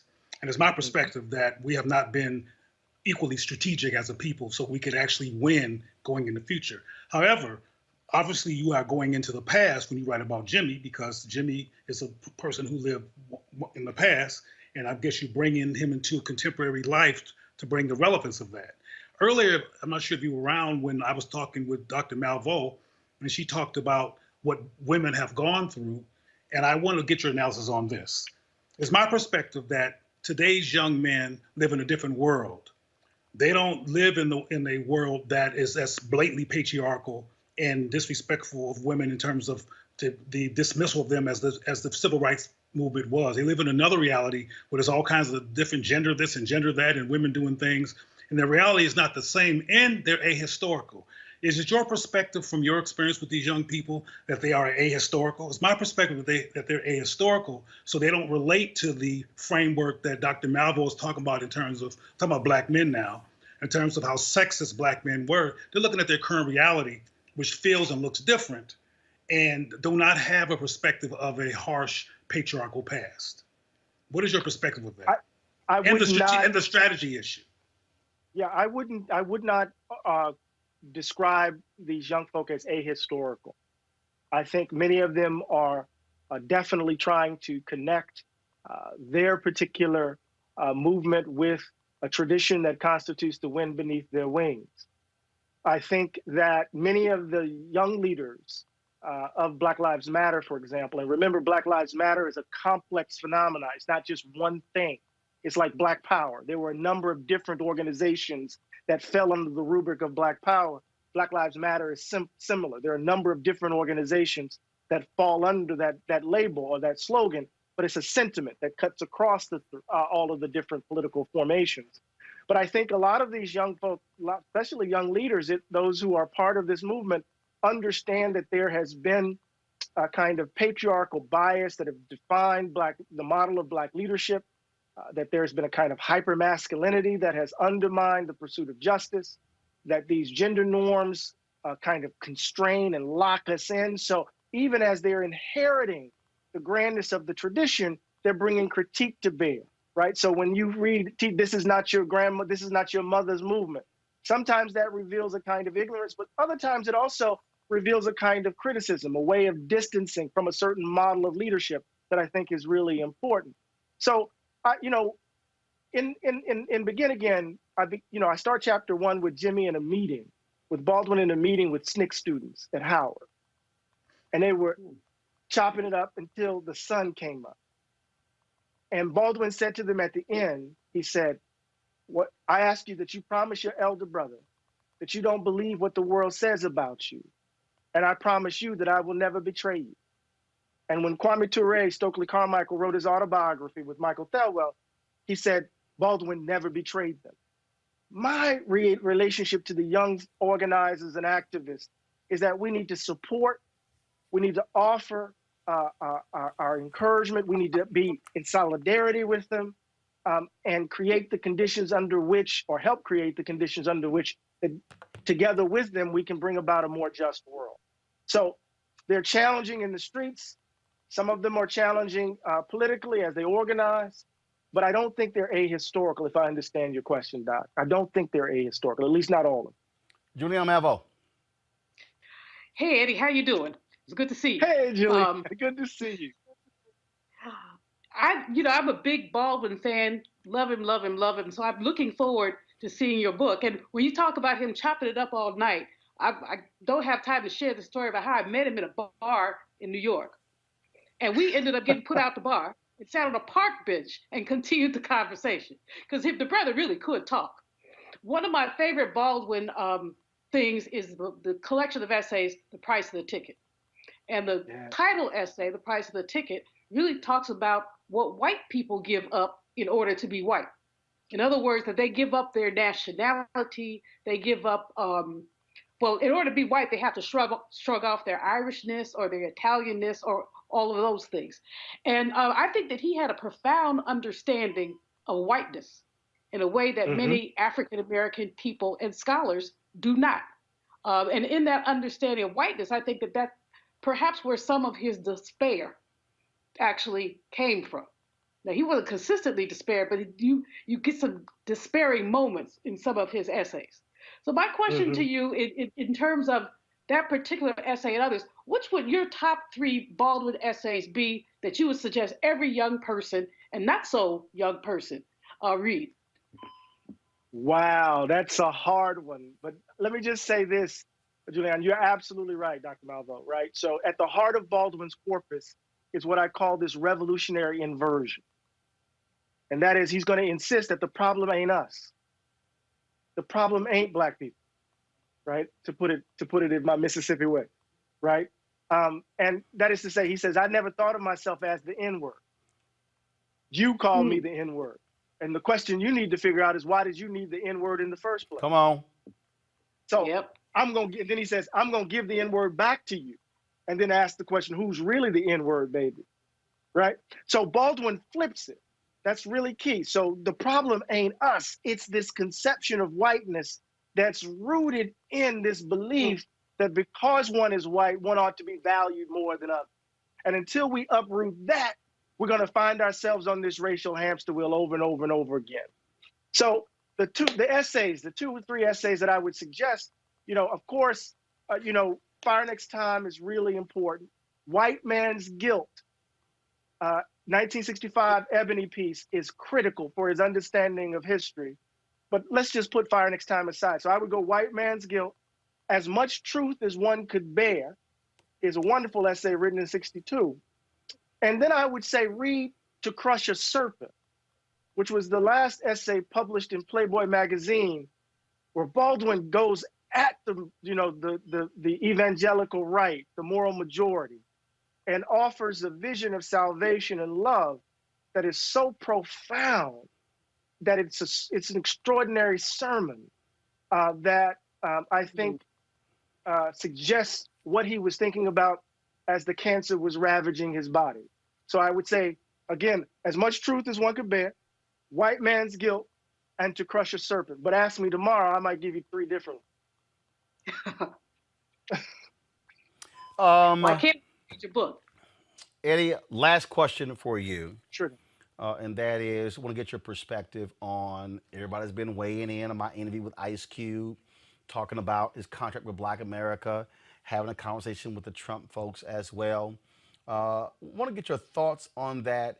And there are those who say we should not be criticizing him. There are others who say he was wrong as well. I'm of the opinion, first of all, no one is beyond criticism. I've gotten criticized from different people as well. The moment you choose to step into the political arena, you're going to make yourself susceptible to criticism. Just your thoughts on what you've heard and all these different things around that issue. You know, Roland, at the heart of it is a problematic conception of leadership. You know, Du Bois worried about it in Souls of Black Folk. He says when leadership is chosen from outside of our community, right, it undermines the very democratic process. He was referring to Booker T. Washington in that extraordinary essay of Mr. Booker T. Washington and others. And so part of what we need to kind of interrogate here, whether you agree with Ice Cube or not, is what is his conception of Black leadership? How is he thinking about his relationship to everyday ordinary folk? What authorizes his voice? Who gives him the power to speak on behalf of X, Y, and Z? And so I think it's really important as we kind of step into this next phase of Black politics, of Black life in this country, that we really give voice to, and Roland, this echoes something we talked about earlier in this segment, we really give voice to a more robust conception of Black deliberative space, where we are actually engaged in vibrant debate about what is best for, you know, Black communities across the country, understanding that folks are going to come at it from different directions. So what bothers me is the hubris evident in the action, right? As if Black folk are just some homogeneous blob that anybody can just step forward and represent. What is Ice Cube's, who is Ice Cube's constituency? Who holds him to account? Who is he responsible to? Right? It goes beyond just simply having a love for Black folk, right? It has it is tied up or bound up with who is one accountable, who are you accountable to and responsible for? Folks, the book, please show it again, by Eddie Glaude Jr. The book is Begin Again, James Baldwin's America and Its Urgent Lessons for Our Own.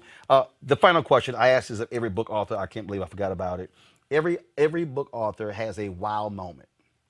A wow moment when they're researching a book, when they're writing it, when they're going through things. What was your wow moment when you were writing this where you just went, oh my goodness, wow, that's crazy? What was it? Oh, wow, there's so many. You know, there was one, I'm in the Schomburg. I'm in the Schomburg going through Jimmy's papers, right?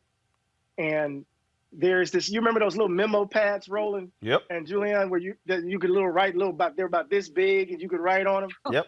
I come across a little memo where Baldwin, you know, scribbled a note to Robert F. Kennedy after his brother was assassinated. And it's a note on behalf of Harry Belafonte, Lorraine Hansberry, Jerome Smith, all the folks who met with Bobby Kennedy in '63, earlier that year, right? And Baldwin is saying to him, let me grieve with you. Let us grieve with you. We know what the suffering is. That's what we were trying to get you to see. And it's consistent with Jimmy's notion that suffering is the bridge.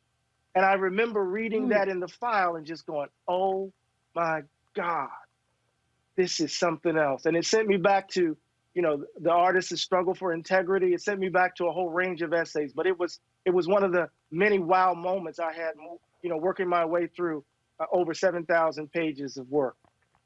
All right, Eddie Glaude Jr. I appreciate it, man. Thanks a lot. Thank you, Doc. Take care of yourself and stay safe. Yes, sir. Thank you very much. Real quick to our panel here, I want to get your thoughts on this very surprising decision coming down just moments ago from the U.S. Supreme Court. I'm going to start with you, Teresa, since you are there in Pennsylvania. Republicans in Pennsylvania sued to try to block the counting of Pennsylvania ballots. This is, I'm going to sit here and just blow this up for a second. So control room, hold on one second. This is the Tweet from Ari Berman, who covers these issues of voting rights for the nation. Big win for voting rights. Supreme Court says Pennsylvania ballots will count if received by Friday after Election Day. Roberts joins liberals. Thomas, Alito, Gorsuch, Kavanaugh dissented. This decision could have easily gone the other way if Amy Coney Barrett on court. Now, keep in mind, that's a 4-4 decision, which means, Teresa, that the lower court's ruling to allow the ballots stands. That's what happens when there's a tie on the Supreme Court. That right there shows you the difference between a 5-4 conservative majority, but the difference between a 6-3, where if Barrett is on the Supreme Court, Roberts' vote is irrelevant because there are only 3 so-called liberal justices. Absolutely. And you know what? I've been getting texts this entire time about the great work that our friend and client, Senator Sharif Street, has led this effort, who is also the vice chair of the Pennsylvania Democratic Party, along with Representative Congressman Dwight Evans and Representative Malcolm Kenyatta, and the works. But this has been a collaborative effort that first started in Pennsylvania Supreme Court. So when that judgment went down, and Republicans tried to make a case that obviously did not fall through, they then decided to elevate it to a court that they feel like it was their own and that was going to be their own benefit. But I'm glad the law actually made its way through the minutia that the Republicans were trying to do. And now, again, PA, we all know, is a battleground state. But this is part of why elections matter when it comes to picking your judicial nominees. We have to make sure that, this is a, 4-4 decision. If Amy Barrett was on the Supreme Court, now, we can assume that she's wouldn't vote in our favor, but a lot of her past conversations that she had during the Senate process has shown that it probably wouldn't have been. But this is a great victory for Pennsylvania and for those who are residents. Cleo, one of the things when you look at this particular decision here, when you talk about the Supreme Court, I'm always talking about connecting the dots.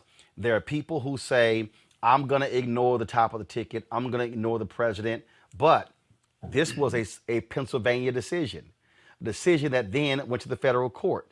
Same thing happened in Texas when a federal judge ruled that to allow for the expansion of mail drop boxes, they were overruled by a 3-court panel on the 5th Circuit Court of Appeals, all Trump appointees. Donald Trump has appointed nearly 1/3 of all appeals court judges in America. So for all the people out there listening and watching who don't think these decisions matter, so here you have federal judges ruling on how folks vote in Pennsylvania. Don't think for a second you can ignore the top and say, I'm only going to focus on what's happening in my state. Well, this is an excellent example of the fact that voting both locally and nationally makes a difference. So that's clear, and this is a victory for the people who supported what just went down. But I want to reiterate that we're going to constantly run into these problems during local and national elections. These problems meaning Black dysphoria, Black confusion, Black conflict around what to do until we deal with what Black people are dealing with and going through. Because what the Democratic Party has going forward now is the history of Black people being Democrats, not Black people loving a Democratic Party or feeling like it's really been supportive of the Black community. And Black people are falling off that party because the mantra that you keep hearing is that they keep asking for our vote without giving us anything and just taking us for granted. This problem is going to grow. Congratulations to Philadelphia for what they've done, but the problem with Black people regarding the disorientation around what to do and relapsing into the wrong hands because of a lack of clarity and guidance, that's going to still be a problem for us because there's still a lack of clarity and guidance around where Black people's agenda is in concrete ways in these parties.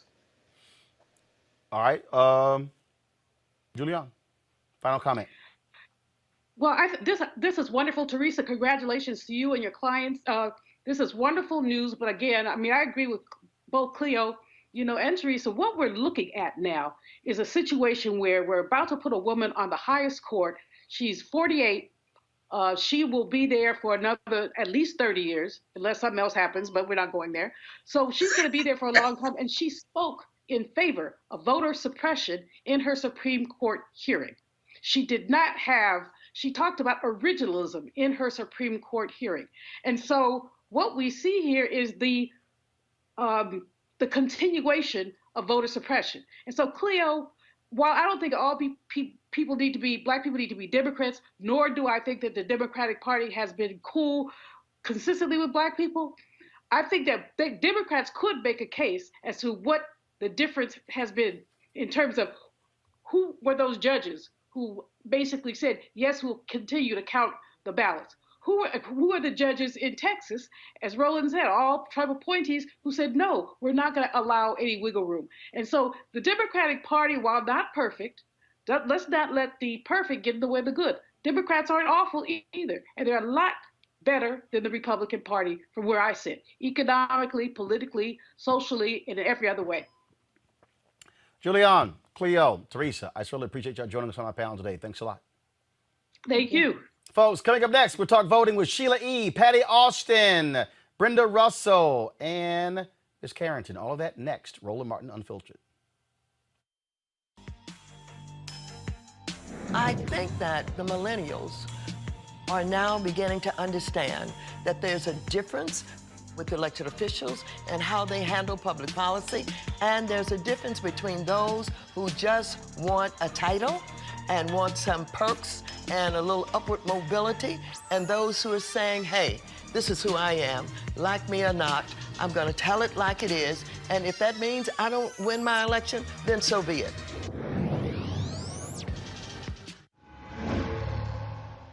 So a lot of y'all are always asking me about some of the pocket squares that I wear. Now, Robert don't have one on. Now, I don't particularly like the white pocket squares. I don't like even the silk ones. And so I was reading GQ magazine a number of years ago, and I saw this guy who had this pocket square here, and it looks like a flower. This is called a shibori pocket square. This is how the Japanese manipulate the fabric to create this sort of flower effect. So I'm going to take it out and then place it in my hand so you see what it looks like. And I said, man, this is pretty cool. And so I tracked down, it took me a year to find a company that did it. And so they make these about 47 different colors. And so I love them because, again, as men, we don't have many accessories to wear, so we don't have many options. And so this is really a pretty cool pocket square. Now, what I love about this here is you saw when it's in the pocket, it gives you that flower effect like that.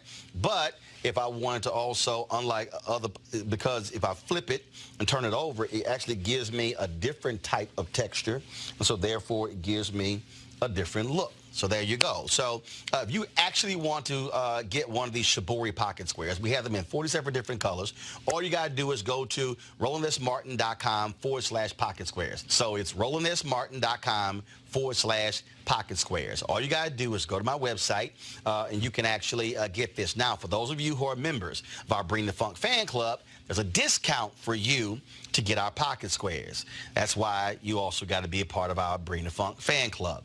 And so that's what we want you to do. And so it's pretty cool. So if you want to jazz your look up, you can do that. In addition, y'all see me with some of the feather pocket squares. My sister, who's a designer, she actually makes these. They're all custom made. So when you also go to the website, you can also order one of the customized feather pocket squares right there at RolandSMartin.com/pocket squares. So please do so. And of course, that goes to support the show. And again, if you're a Bring the Funk fan club member, you get a discount. This is why you should join the fan club. Hey, it's Carrie Washington. Listen, I know that there's a lot that has got to change in our communities, and sometimes it's hard to imagine things getting better. And no, voting will not solve everything, but it is a step forward. So remember, in Ohio, you can vote early in person between October 6th and November 2nd.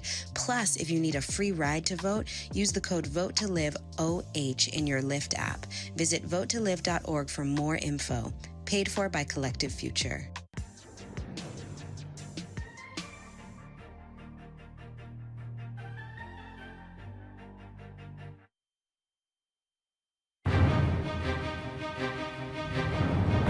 In a democracy, This kind of attack on voting rights, where extremists are cheating to stay in office because they know if everybody votes, they cannot win in the public square, it is, here it is, sin. Now, I know you universalists don't like to use that word too much. But you better hold on to it. Because every now and then you need to call something what it is. It is sin.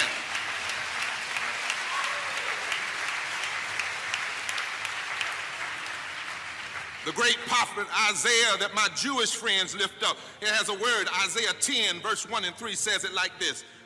Woe unto you who legislate evil and rob the poor of their rights. Sin. Paul said, it's sin when you break up and hurt community. It's immoral. And we should be bothered enough to fight back.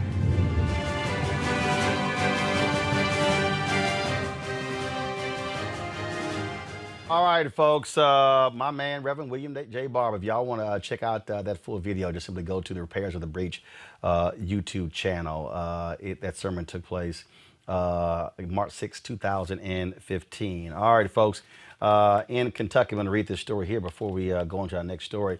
Kentucky Attorney General Daniel Cameron and the attorney for former Louisville Metro Police Department officer Brett Hankinson combined forces in a joint motion earlier this week, asking the judge to revoke a previous order to release evidence in the Breonna Taylor case to the public.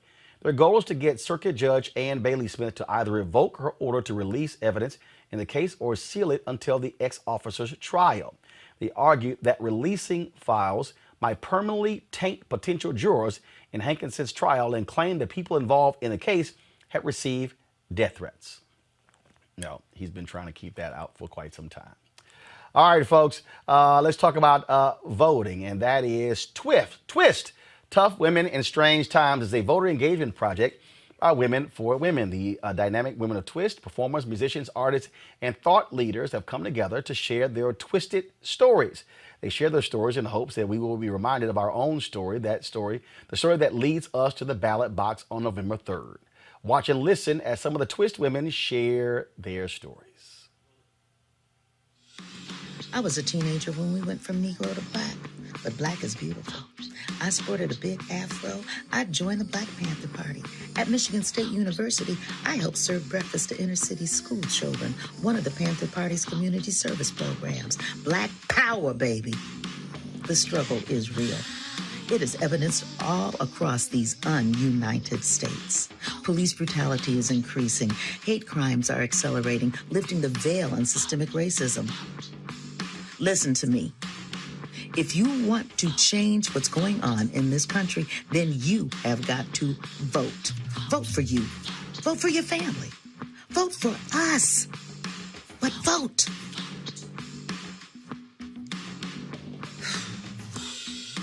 Plan your vote. My mother's tears live in me. And I've learned that it's okay to cry and still be strong. We used to sit around our old black and white television set, and I remember JFK, Malcolm, MLK,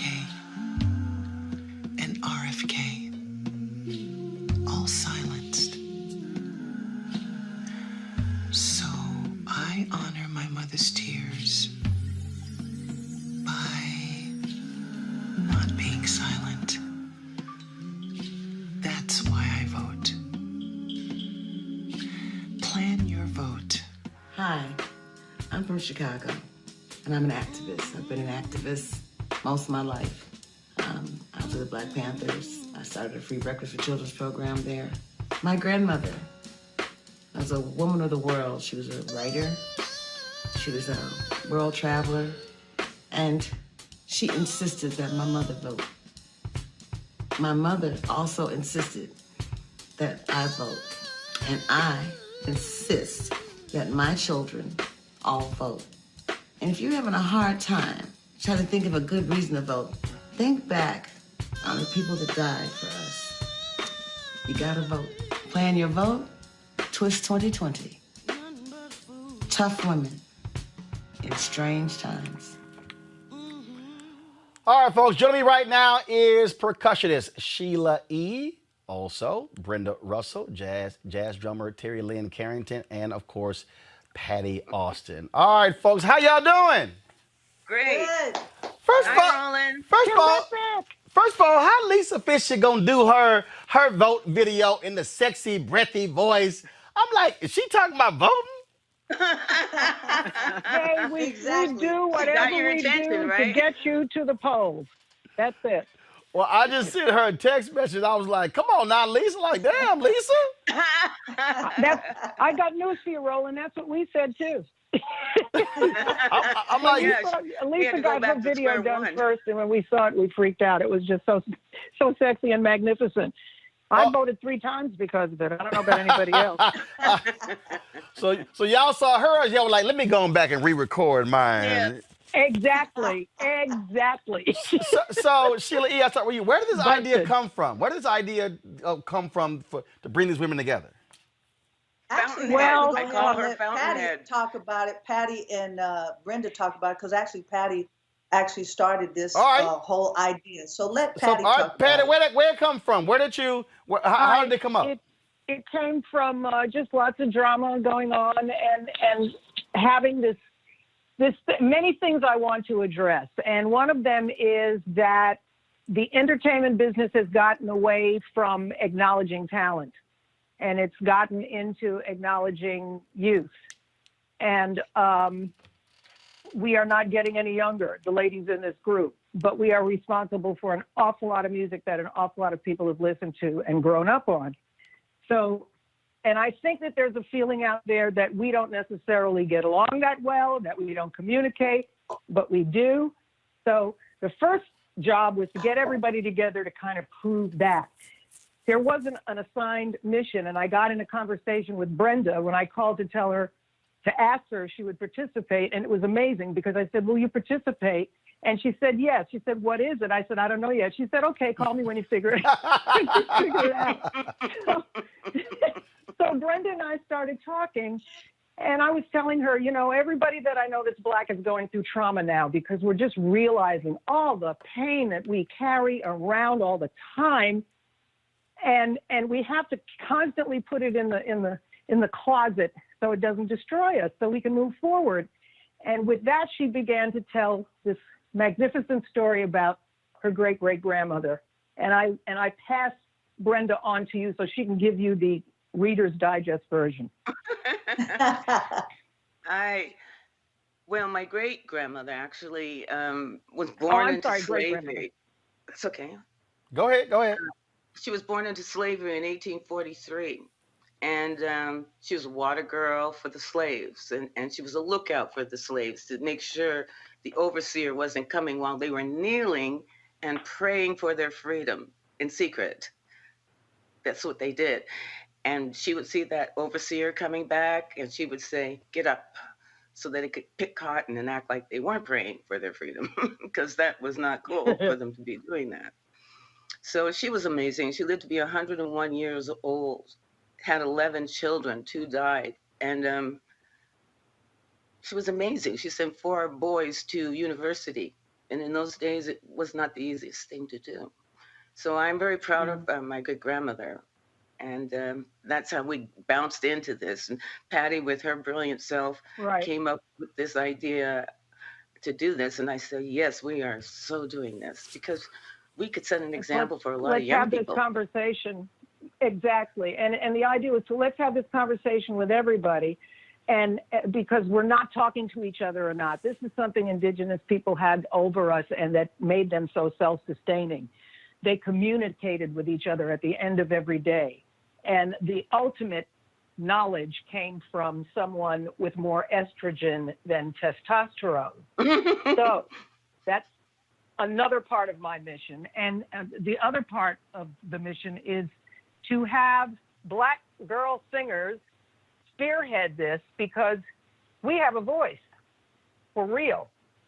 And we work for an audience that understands not only the music that we make, but who we are because of the music that we make. So I think we can have a tremendous influence on them, and they can have a tremendous influence on their kids. Also, and I'm done for today. You guys take it. You know, Sheila, I think it's important. I think for a lot of people, you know, the video that I dropped last week when I voted in Dallas, where tears rolled down, and it shocked me as well. I mean, went viral, several million views. People have been blowing my phone up about it. And I think about that line in the song Glory, where Common says, "Freedom is like a religion to us." And so for a lot of us, it's sacred. It's personal when it comes to voting. Yes. Well, no, and that's the thing, is like when I saw your post and I saw you drive and you were in tears, and I'm like, I feel you. I mean, I started crying watching the video, and it's kind of like how I felt when I voted at that time when Obama was running. This is how I feel the same way right now. Like, it's like I'm anxious, I'm excited. I want to tell people, you got to go and vote. I was the one who was outside in the building yelling and screaming, and I'm like, no, wait, they can't hear me because I'm not a part of the system. Let me put my name down. Let me make, they need to hear my voice. Yes, every single voice counts, and it is so important, because if we don't go out and vote, there won't be change. And that's how we change what had happened when Obama came into office. We need change right now. There's so much hatred. Our country is so divided. I've never seen anything like this. I mean, growing up in the times, you know, during the Black Panther Party, and during that time, I lived in Oakland. I'm born and raised in the Bay. I lived that. I was watching it. I wanted to be a part of it. We played for some of the Black Panther parties where they were feeding the kids, and you know, we were part of helping some of that. But it's just like the division here is just different, and it's so blatantly like in your face. And it's like, if they have the audacity to be in your face like that, so do we, to tell you we're not going to take it, and we need to change, because we need to come together. There should not be a divide. There should be people coming together to make this country supposedly a free world, someplace where we're supposed to be able to raise our kids in a community where people walk by and say, hey, how you doing? Great day. You know, instead of spitting, I've been spit on, pulled on, beaten up back when I was growing up. I went through that. Even though I'm Kiki with the good hair, it's okay. I'm just saying, I still got, you know, beaten and beat up, I should say, and talked about because I was brown, because brown really didn't exist. Mexicans were the lowest of the totem pole. And when I started hearing how this administration was saying Mexican people are rapists, and they steal and they cheat and they murder people, and I'm like, how dare you talk about my family? My grandfather, who came from Saltillo, Mexico, came over here and raised a family, a beautiful man. He was here in this country. He worked hard. How dare you disgrace my grandfather and my family? It's not cool. I hear you. Terry Lynn, go ahead. Terry, go ahead and weigh in. Yeah, Terry, please, Terry. Yeah, no, I hear you, Sheila. How dare you disgrace our history, our families, because we're more connected than we are separate. You know, my feeling is that so many people lost their lives for this right to vote. And how dare we not exercise our right, you know, based on just the history of our grandparents even. It's not that far back. My grandmother was born a few years before the Suffrage Act, and she lived to be 100 years old, and she was able to vote for Obama, and that meant so much to her. And I was born in '65, just a few days before the Voter Rights Act was signed. So I was even born in a time when every Black person couldn't vote. So I think, you know, the question really is to our community: do they not understand the price that was paid and that they've been paid for? As Dr. Angela would say. So I think, you know, getting the message to the younger community is extremely important. I think a lot of us, you know, our own generation, I think they understand it better, but I still run into students that say, you know, they don't think it affects them, or what's it going to matter if they vote or not. And then we have to really break it down. So, I mean, it's nothing more important than voting right now. Brenda, go ahead. No, I agree with the ladies totally. We have to, I think young people particularly, forget what happened before they got here with music, with politics, everything. But we were inspired to bring it back and remind people why it's so important, because people did die and suffer and get beaten and had to guess how many jelly beans were in a jar to be able to vote. Just, and I'm glad we're doing this. Yeah. All four of you also, like a lot of other folks, where it is so much craziness politically that you have to turn the news off, or you like some people who are saying it's so crazy I can't turn it off. Yeah, I'm both of those Patty, people. we'll go in alphabetical order. Patty first. I cannot turn it off. Trust me when I tell you, do not turn it off. I tell you this from the bottom of my heart and from a knowledge that I carry that is really difficult to carry, but I cannot express enough, and every time I can say this in public, I do, that this destruction, this pitting people against each other is being constructed. It's being manifested by an idiot in the White House, but it is being constructed from a guy in Russia. And we are not fighting to keep Trump out of office. We're fighting to keep from having to learn the Russian national anthem. And I want you to believe me when I tell you this. And I also want you to believe me when I tell you that it's a long-ass song, and I don't want to have to learn it. So vote twice, because that's where this is coming from. And I can send you a picture of me sitting next to Pootie Tang for 2 hours watching a concert in Moscow. Yes. That's part of why I know what I'm talking about. Well, here's the thing, Roland. I think that it's really important to get the education, especially, I mean, I love watching your show. I'm a fan. You know, I try to watch your show as much as I can. Appreciate it. Even the information that I got earlier today, and Eddie and his book, and your panel, and so well educated on information that I have no idea. And the only way for me to learn some of what's going on is to look at, especially your format and what you're doing for the people. That it's, I mean, this should be on CBS, NBC, ABC. This should be primetime television, because the information that you provide for us is so important. And so at some point I do watch what I can, and then that there's a balance that I have to sit down and go, okay, I need to go outside and rest, because I get, I guess, worked up in a way that is not healthy, because I want to do something. What else can I do? Well, I'm sharing my thoughts and how I feel.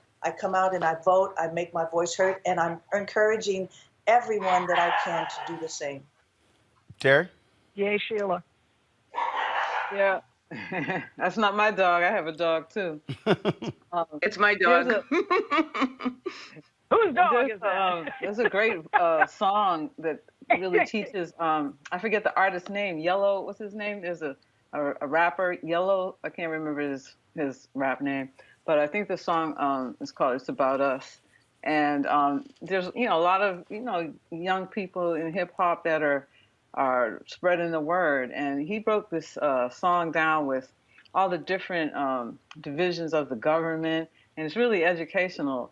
And I think that, as artists, we have to really make sure that we're doing our part educating people, and as parents, because I think we've been far too long in our silos and, doing our struggles to just, make ends meet and pay our mortgage, and all of those things are great, but without our freedom, it won't mean anything.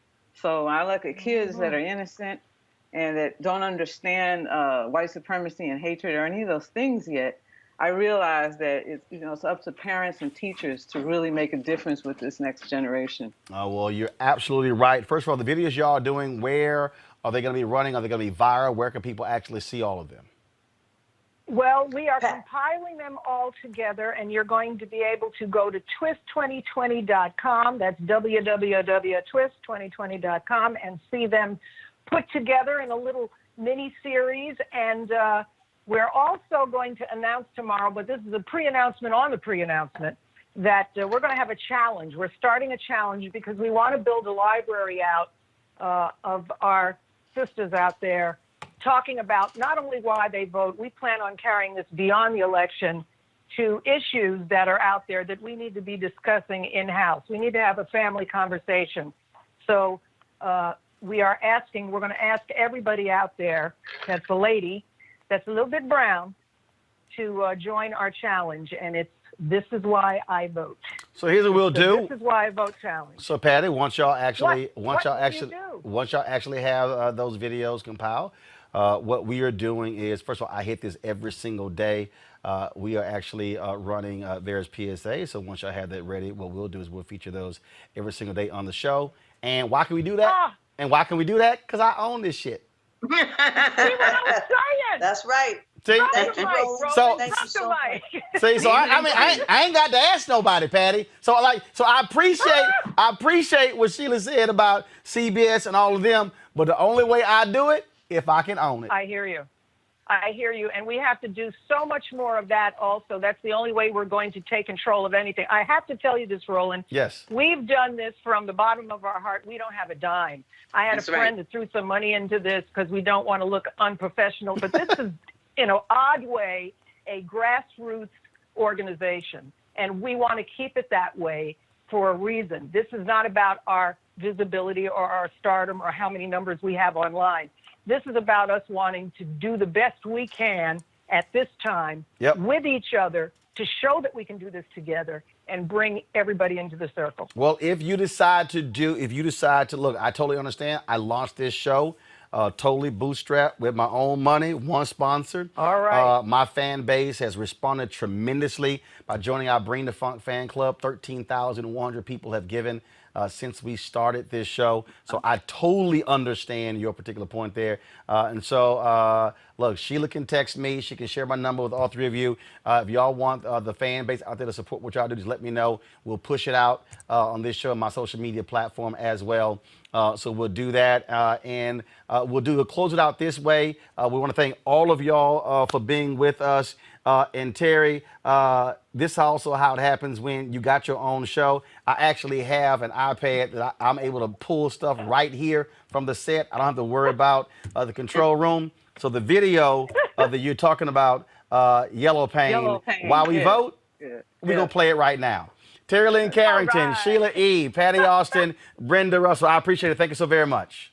Thanks, Roland. Love you, Roland. All right, folks. Thank you very much. Love y'all as well. All right, folks. Don't forget, we're going to go ahead and roll the video. Plus, you have the music playing while I'm talking. Support our Bring the Funk fan club.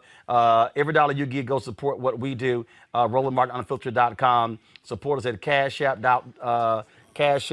of course, /$ RM Unfiltered. Also, PayPal.me/R Martin Unfiltered. Venmo.com is /RM Unfiltered. Mail a money order to New Vision Media Inc., 1625 K Street Northwest, Suite 400, Washington, D.C., 2006. Raleigh, North Carolina, I'm broadcasting live from your city tomorrow.